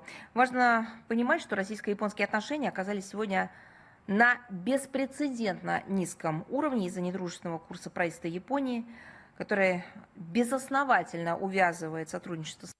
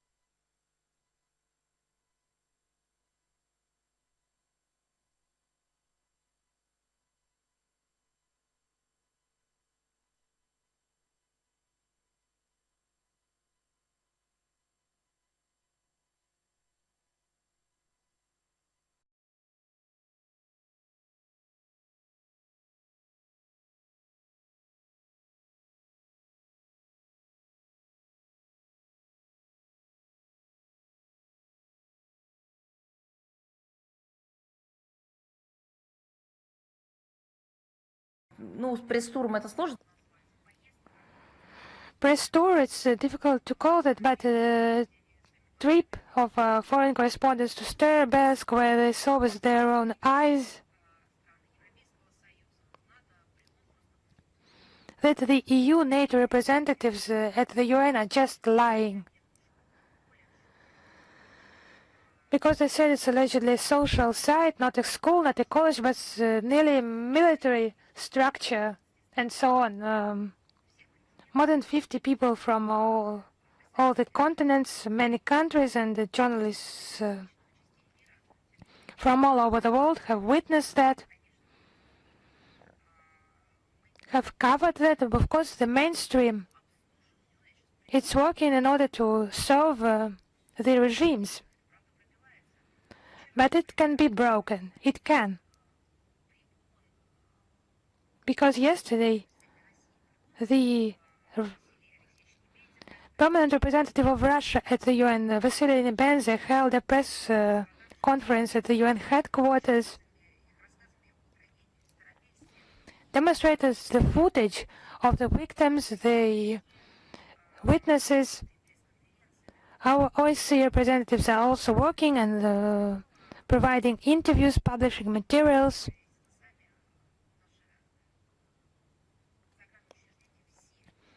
You can check that yourself. All our foreign missions, without exceptions, will make the tragedy in Sterbersk central to their foreign policy work. I can promise you that. Because it's not only us who need it, it's the entire world that needs that. Because there is a point of no return.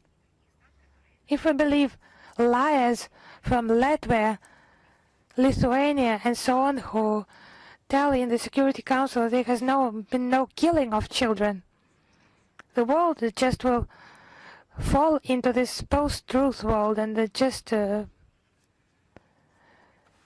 be confused in those concepts of good and bad, truth and lie, and we will do our best in order for that not to happen. Thank you very much. And I will additionally send you the materials on the stance of the Secretariat, because it should not be playing its own game and serve the Westerners, but it should play according to the rules formed in the UN Charter and the mandate of the Secretariat itself and its bureaucrats, officials, and not to invent its own interpretations of the reality, but to be based on the facts.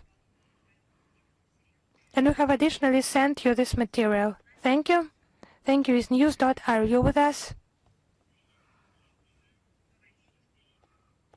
Yes, hello, Madam Zakharova at news.ru. We have 2 questions today. The detention of Metropolitan Hilarion in the Czech Republic on suspicion of drug trafficking.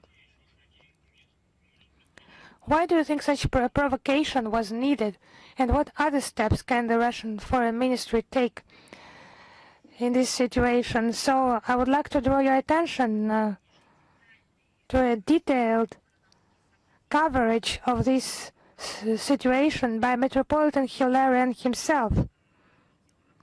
He made a special video address thanking, and we also thank him for his efforts, for noting the efforts of the Ministry of Foreign Affairs and its foreign missions. But what is more important is a detailed coverage of the situation, how that all happened. In this video, he's talking about possible circumstances and aims, who can be behind that. Of course, there is immense work of lawyers, of legal professionals ahead, and Metropolitan Hilarion has been supported from our country and a lot of support from other countries, and it has been quite a high-profile case. And I hope that legal specialists will also pay attention to this situation. And actually the initiators of this provocation, they should reply, and the law enforcement authorities who have initiated this, they should reply. And it was not only the denigration of the Metropolitan himself, but for the negative atmosphere around orthodoxy in the Czech Republic and Europe as a whole. I would remind you, on the 26th of May, the Metropolitan was released from a temporary detention facility without charges. From the very beginning, the Russian embassy in the Czech Republic provided him with the assistance and what was required, and we will continue to support our citizens who find themselves in difficult situations, but the question remains open. The authors of this provocation being held accountable, and those who have detained the car and inspected him without the presence of a person who was present there, then charges were put against him. I think it's unacceptable. And it's in the interest of the Czech Republic itself and its citizens to establish the truth and to avoid the repetition of such incidents, because it's a detriment to the reputation of Prague, because a car was stopped, transported 8 kilometers without putting any charges and explaining the details of those charges. And then those who were in the car, they were required to go to the distance from which they could not follow the search. It was not fixed anyhow, and then there was some alleged proof and so on. And we would ask Prague to take all the necessary steps. Thank you very much. Our second question. Head of European Diplomacy Kaja Kallas announced on May 24 that EU foreign ministers would discuss how to increase international pressure on Russia this week. How does the foreign ministry assess the statement and Europe's attempts to increase pressure on Russia?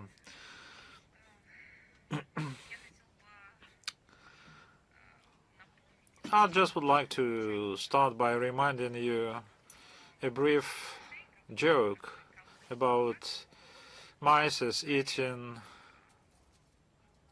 cactus, crying, weeping, but trying to end up with this. This is the same story about the endless packages, sanctioned packages, just trying to find additional forces in order to implement the maniac idea to inflict strategic defeat on Russia. In terms of comments, seriously, we shouldn't pay any attention to that. This is a mania-phobia, one stimulating each other.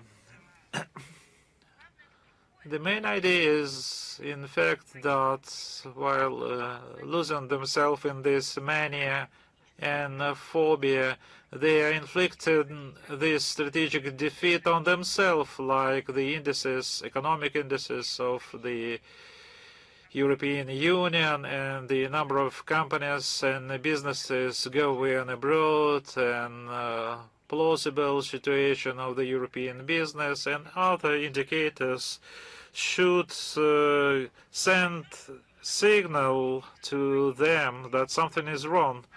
But when you are quite deep in mania and phobia, then they are not thinking about this. Thank you very much. News Front, are you with us? Good afternoon, Maria Vladimirovna. One question, if you don't mind. Yes, of course.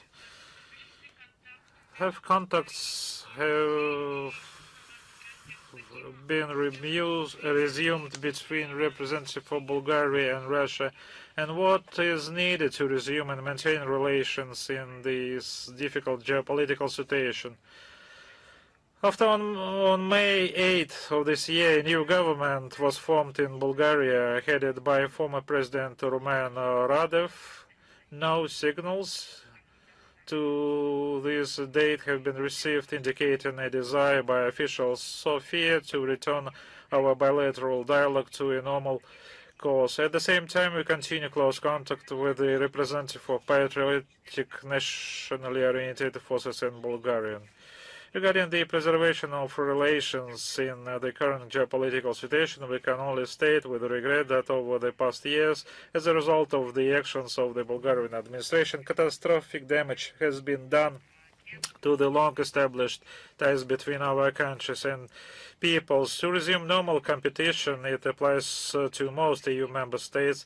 It's necessary to critically rethink approaches to communication with Russia to demonstrate the ability to act soberly based on national rather than narrow corporate interests. Thank you very much. Sada Erus, are you with us? Good afternoon, Maria Vladimirovna. Thank you very much.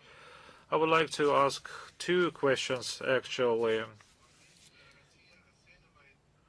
How does the Russian Foreign Ministry assess the recent statements by Polish Foreign Minister Radoslaw Sikorski regarding his refusal to engage in dialogue with Vladimir Putin?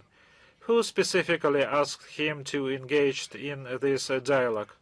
And how does Moscow view Czech President Petr Pavel's proposal to consider cutting Russia off the global internet network and financial system? Do such statements indicate that individual NATO countries are deliberately opposing a diplomatic settlement to the conflict over Ukraine? Regarding Polish Foreign Minister Sikorski at the European Security Forum, it has long been a national sport in Poland regarding Russophobia. But the question arises, Is Mr. Sikorsky really the Minister of Foreign Affairs? Judging by his manner and rhetoric, he is more likely a Minister of Propaganda, not Poland, but the other country. Because his propaganda is anti-Polish propaganda. We also notice nothing new in the statements by Czech President Petr Pavel. This is a repetition of his well-worn mantra about the need to use, like he says, the language of force against Russia. It's very interesting. I just wonder what he is going to do with this strong tongue. I'm just scared to imagine. Now they are thinking about some kind of asymmetrical and non-lethal measures. So the last physical and other resources are used not to overcome their own problems, but just to deepen, another attempt to deepen or to worsen the situation in Europe with all the bad consequences for them. The second question, we talked a lot about Starobelsk. I've been there in the group of those journalists, and I see everything with all my own eyes. Following the Russian organized trip of foreign journalists there, has the international response to the tragedy in Lugansk changed? And what conclusions have been drawn from the visits of the foreign media representative? The changes, yes, we see the growing number of materials and publications appearing in the mass media, but the Western narrative remains the same, that nothing has happened.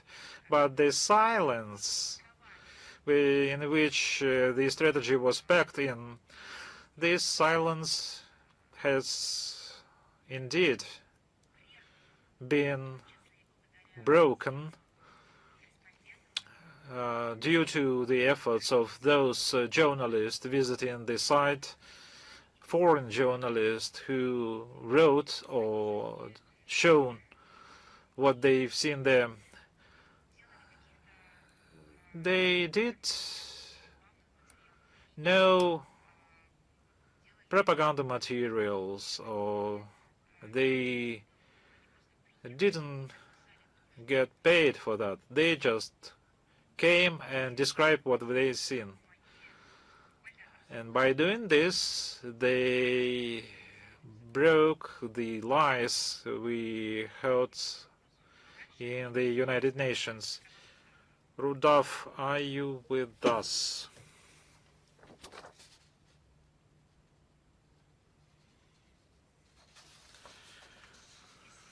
If not, TV Plus, are you with us? Maria Vladimirovna, hello. Tbilisi, Skopje. I represent TV Plus.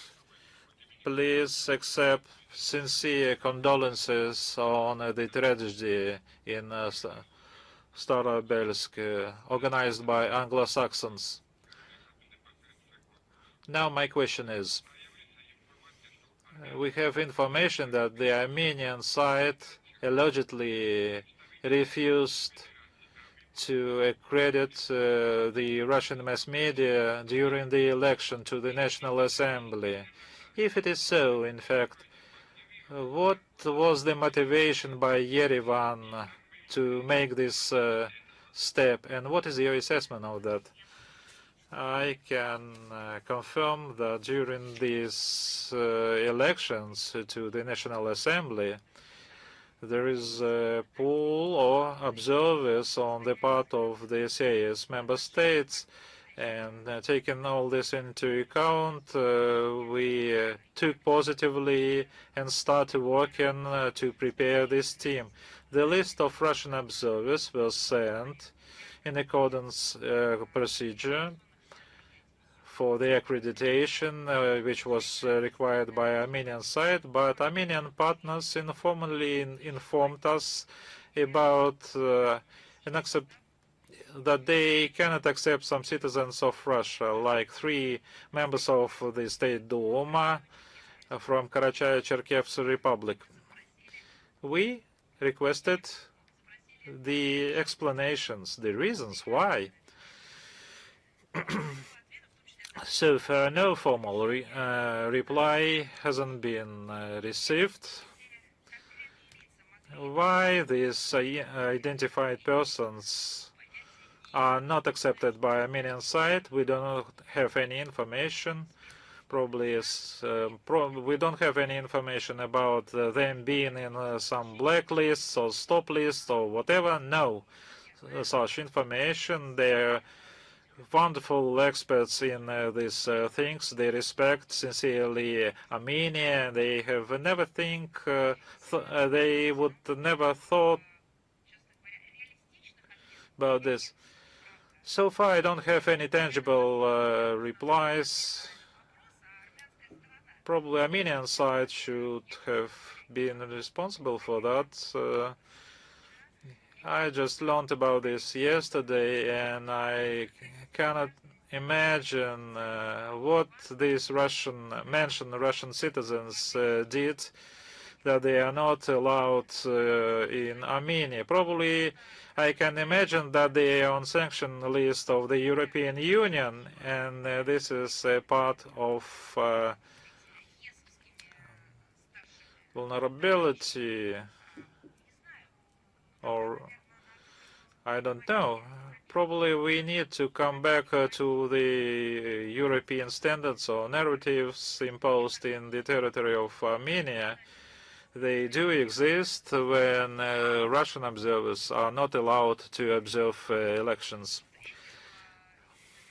Probably that is the reason for fast rapprochement of Armenia and the European Union.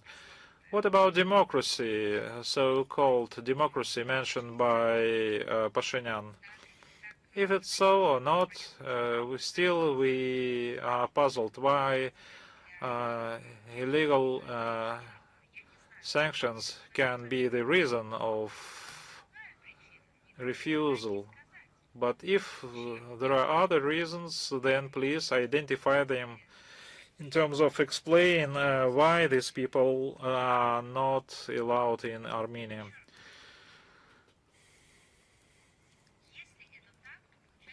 If it's so, then Armenian side in its actions with respect to Russia, Armenia once again opt for anti-Russian cause supported by Brussels, European Union. What about the votes of friendship or pledges in pledges? That would run in contrast to the votes of leadership of Armenia that interaction with the European Union is not detrimental to relations with Russia and is not in the spirit of bilateral contacts at the highest political level and pledges towards Russia. Of course, we are deeply concerned about this. We regret about this and misunderstand this, but we are not ready to accept these logics, and we need to take this into account in our contacts with Yerevan.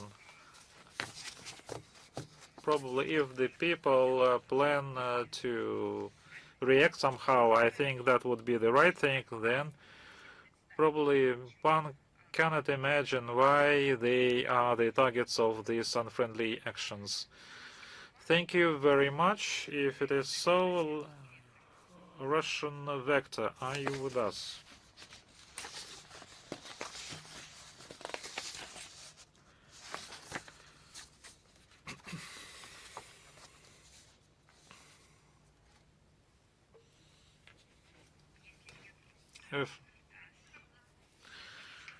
Мария Владимировна, Татьяна Плотникова. The official statement of the Russian Foreign Minister regarding the strategy in Starobelsk stated that targeting and reconnaissance data for the UAVs were provided by countries of the North Atlantic Alliance. At the same time, the wreckage of the strike drove found had Starlink navigation system. Is the act of aggression by the United States a red line for the revocation of the Moscow Declaration of Non-Targeting of Strategic Nuclear Weapons at U.S. cities? First of all, it should be noted that the identification of specific targets for destruction of the event of a nuclear conflict is not within the competence of MFA. Secondly, it's important to understand that the policy itself is in terms of the nuclear deterrence dated November 19, 2024 contain the provisions such the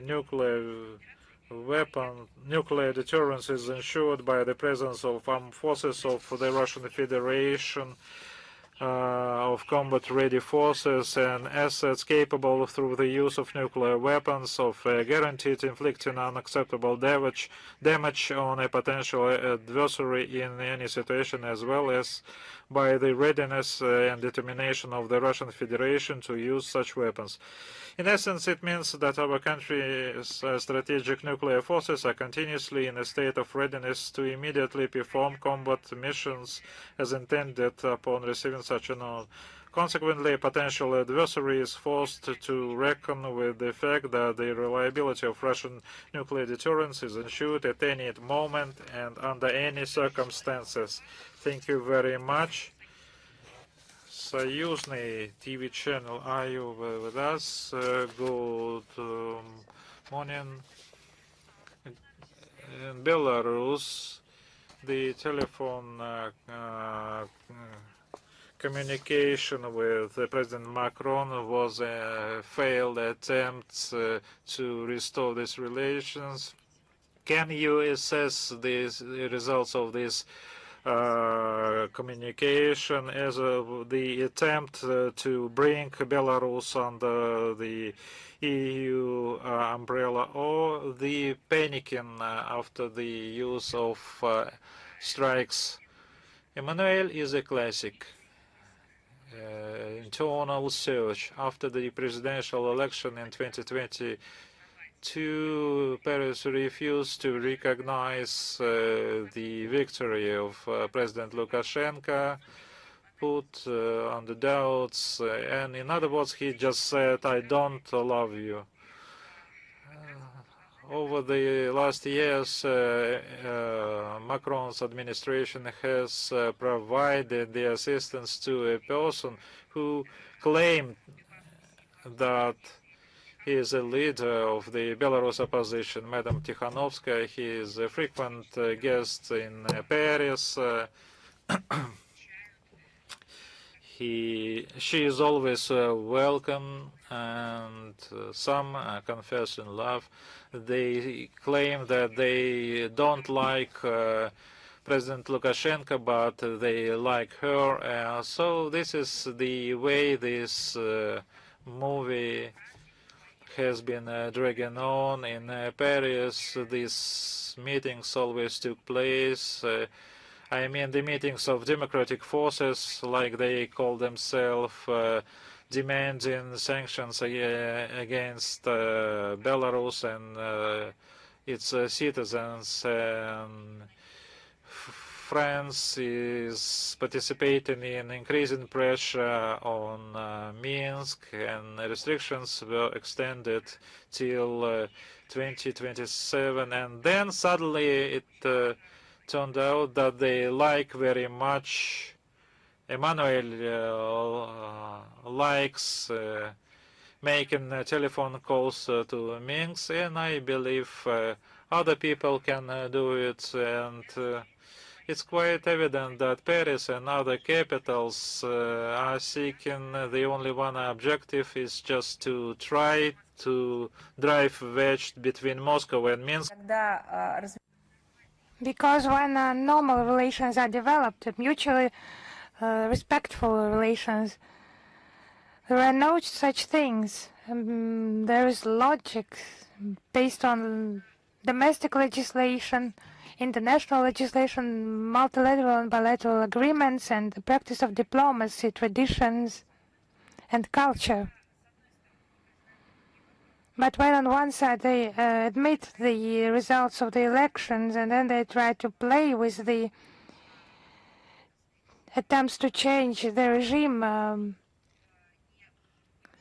and supporting some opposition, talking with them and then just looking at the legitimate authorities again.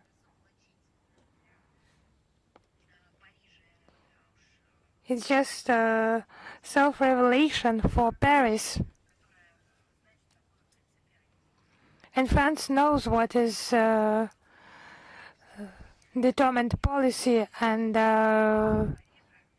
hope that there are no illusions that our friends have with regards to the diplomacy, telephone diplomacy by Paris. I think we should introduce a notion, telephone diplomacy of Paris, what is a lot of promises and actually doing nothing, good intentions that turn into bad intentions. And I would say that any attempts by ill wishes to cause quarrels between our fraternal countries are doomed to failure. Our countries are open for equal and mutual respectful dialogue with each other and with all the states of the world. They are also close strategic allies, closely coordinate their foreign policy approaches and jointly defend common interests on the global stage. And they know just the price of those promises by the West, by phone. And our joint nuclear exercises were aimed at strengthening the defense capability and countering possible risks amid rising tensions worldwide. As Russian President Vladimir Putin emphasized, our nuclear triad must serve as a reliable guarantee of the Union States' sovereignty and ensure the achievement of strategic deterrence, maintaining nuclear parity and the balance of power at the global level. Thank you, Madam Zakharova. Is GTV News Pakistan with us? Здравствуйте. Я представляю GTV News Pakistan. And I am a new correspondent in Moscow, and I have visited Russia before. I always like to work here and produce honest and professional reports about Russia in a positive and objective way. I hope for your understanding if I make any mistakes, and this is still a new experience for me. My question is, how does Russia assess Pakistan's mediating role in contacts between Iran and the United States amid the ongoing conflict between Iran and Israel? Thank you. First of all, I would like to emphasize that it's not about a conflict between Iran and the US or Israel. It's about the unprovokedly having attacked Iran. Iran was attacked by the US and Israel. And we welcome any international efforts aimed at the de-escalation of tension and settlement of the situation with taking into account the legitimate interests of the countries of the region. And we highly value the mediation efforts by Islamabad, and we have mentioned that on many occasions. If that's it for you, we move on. Is the Voice of the Fatherland with us?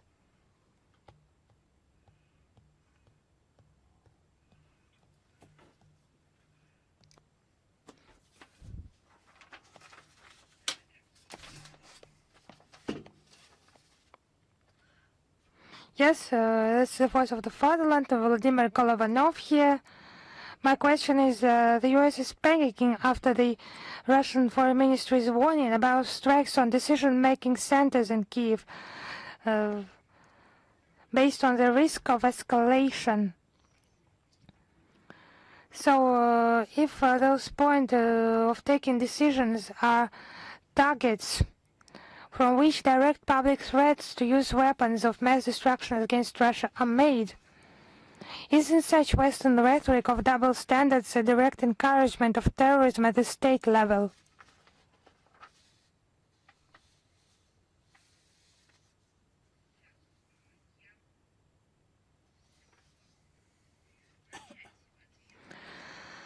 I would like to start replying to your question by urging to be based on reliable sources of information and publications on official resources. In a statement following the 25th of May telephone conversation by Russian and US foreign ministers, it was noted that Russian Foreign Minister Sergei Lavrov immediately conveyed, please excuse me, Rubio noted that he immediately conveyed the information received from the Minister of Foreign Affairs of Russia to US President Donald Trump, adding that the American side has noted the notifications from the Russian Foreign Ministry to the relevant diplomatic missions. To be precise, this statement has been made after the telephone conversation on the 25th of May by two foreign ministers of Russia and the US.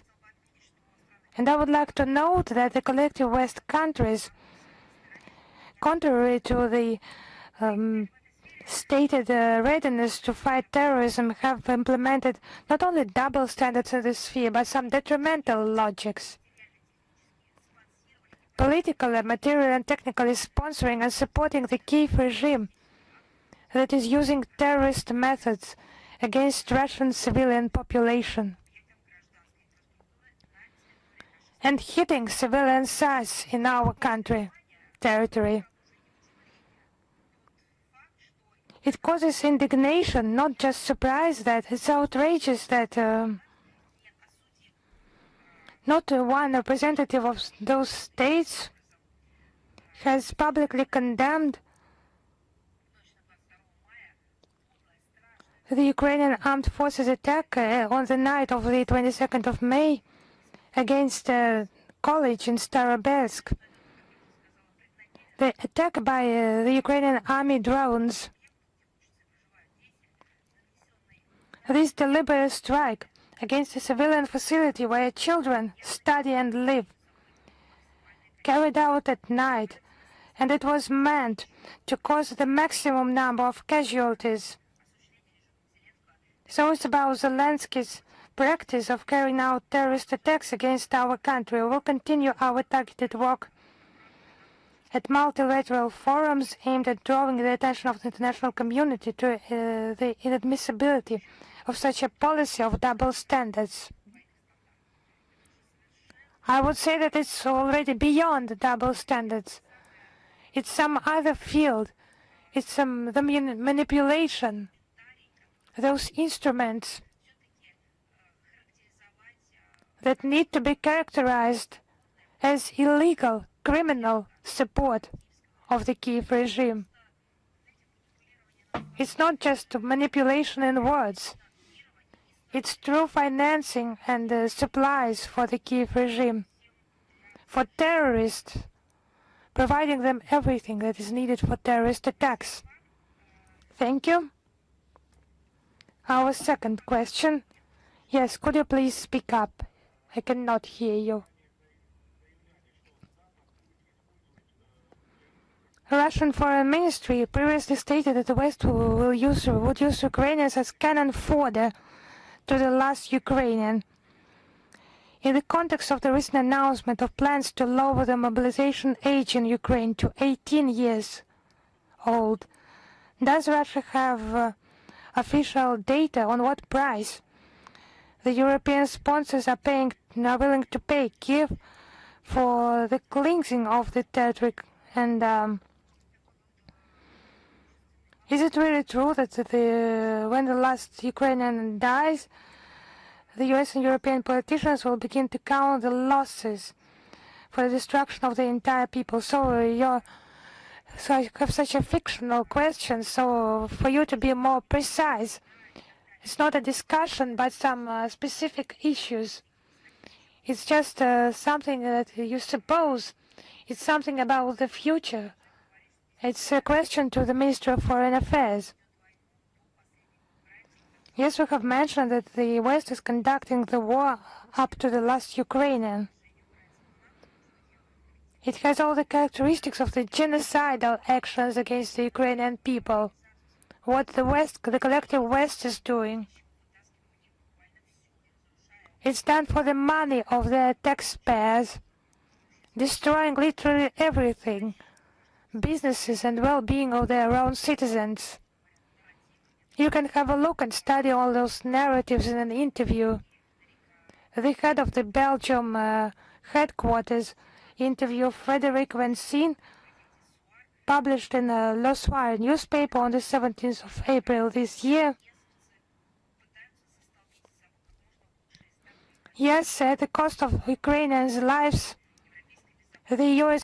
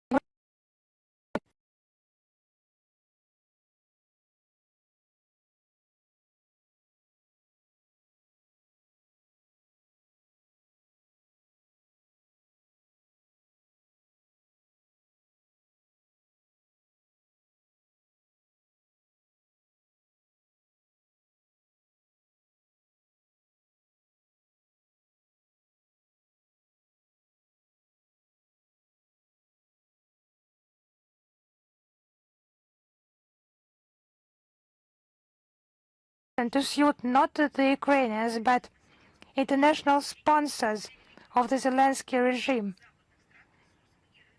including privileged access for Western countries to the resources and markets of their new colony. The EU's latest 90 billion loan is once again subject to strict conditions, including preferential treatment for EU defense concerns in the development of its military component. So, post-conflict restoration of Ukraine, it's also Western interests. So the more detriment they make now for Ukraine, the more they can earn in its restoration. But where is this border? Where is this line that separates plundering from restoration? It's a big question. Maybe not for the sum will count hundreds of billions of dollars and maybe trillions of dollars. Thank you. Thank you. Is Rosmedia with us? Yes. Hello, Madam Zakharova. We have one question. Armenia is trying to combine participation in Western initiatives like the CIS and the EAU. Is it not the repetition of the way of Ukraine that has stayed in the CIS while simultaneously moving towards NATO? And does Armenia risk becoming a bargaining chip in the West's geopolitical game? Actually, today I have made some statements, several statements regarding Russian-Armenian relations. It has been expressed on different levels and will be discussed during the EAU meeting as to now, the 29th of May, tomorrow. So let us wait for the commentary on this by the heads of state. I would like to underline once again that the Armenian leadership position is not acceptable for the Russian side regarding the integration with the EU, because Russia has provided a lot to Armenia in those 10 years. The high rate of economic development and export market, the Armenian GDP nearly tripled from $10.5 billion in 2015 to $29.2 billion in 2025. GDP per capita has grown more than twofold. Exports and imports to the EAU countries more than tenfold. Mutual trade grew to $8.2 billion, peaking at $13 billion in 2024. The real wages have increased by 50%. We hope that pragmatism will prevail in Yerevan. It's not about love for other countries, but it's for their own benefit. And we hope that it will prevail over someone else's interests that are dragging the current authorities into a senseless and, most importantly, dangerous pursuit of the so-called European dream. Dangerous for the Armenian authorities.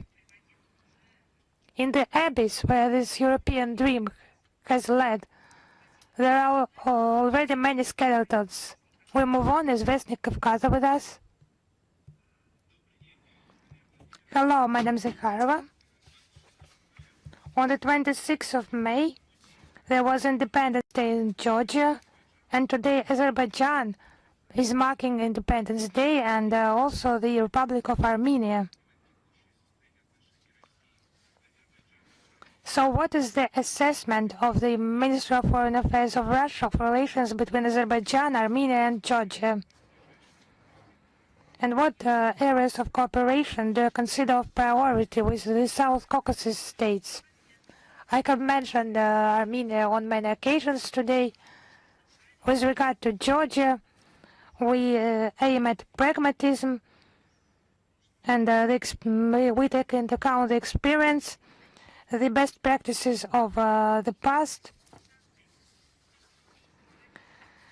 and that's despite the confrontational policy by the EU of anti-Russian sanctions and, to put it simply, to sacrifice their own interests in favor of the political frenzy by the West.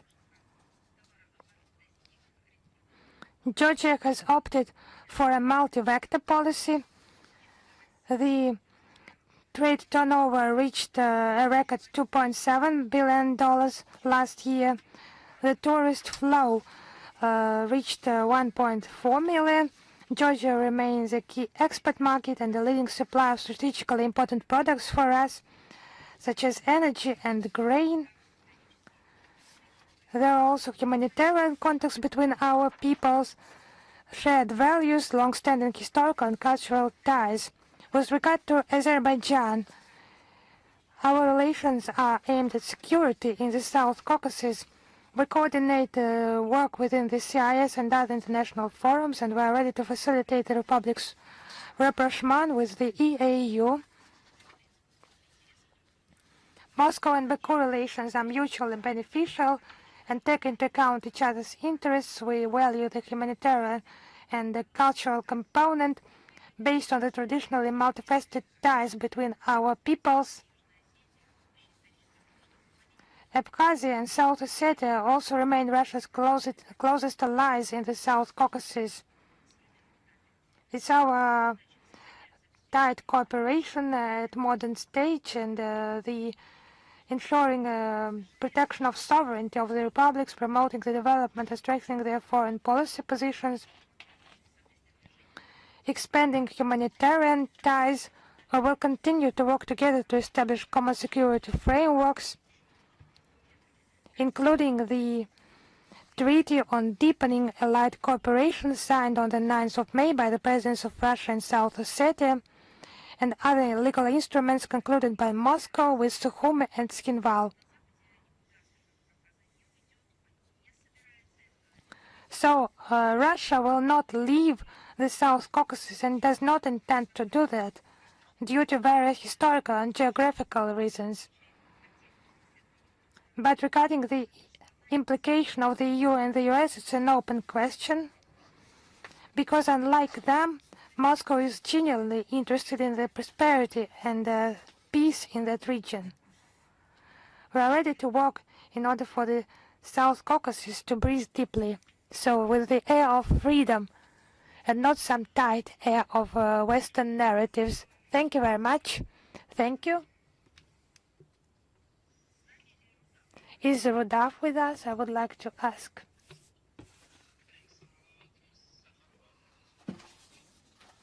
Благодарю вас за эту возможность. Благодарю вас за эту возможность, за предоставленное слово, госпожа Захарова. У меня два вопроса. Первый вопрос.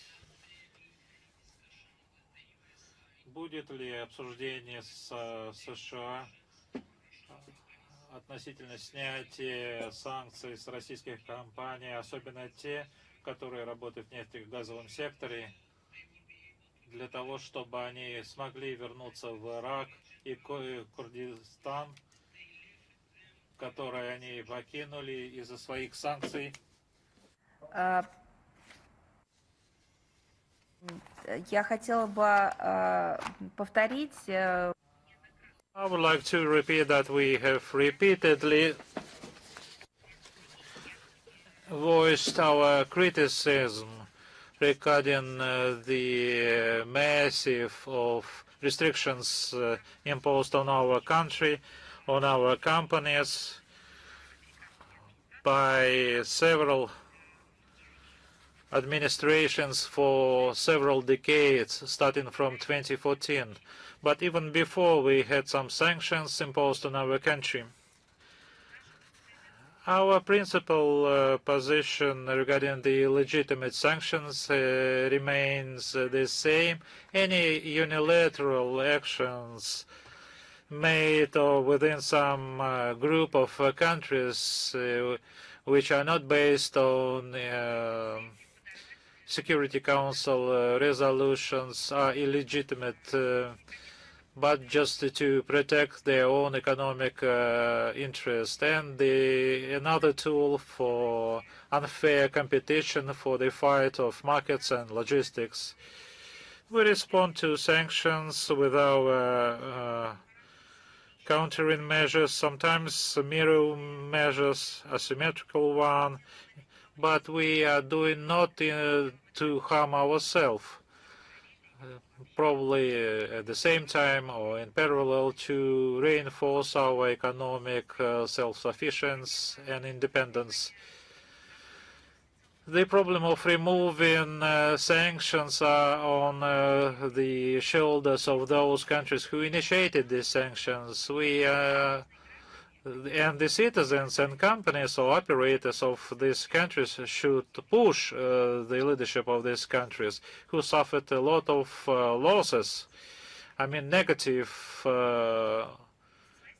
consequences. And for our part, as I have always stressed, and I stress it now, we are open for mutually beneficial and respectful cooperation. You, as Russia, be vetoing any resolution from United Nations Security Council against Iran and its nuclear program? Вы знаете, ну, мы можем такое комментировать, когда речь идет о конкретном документе. We can comment something when we are discussing a specific document or a resolution which was put for voting.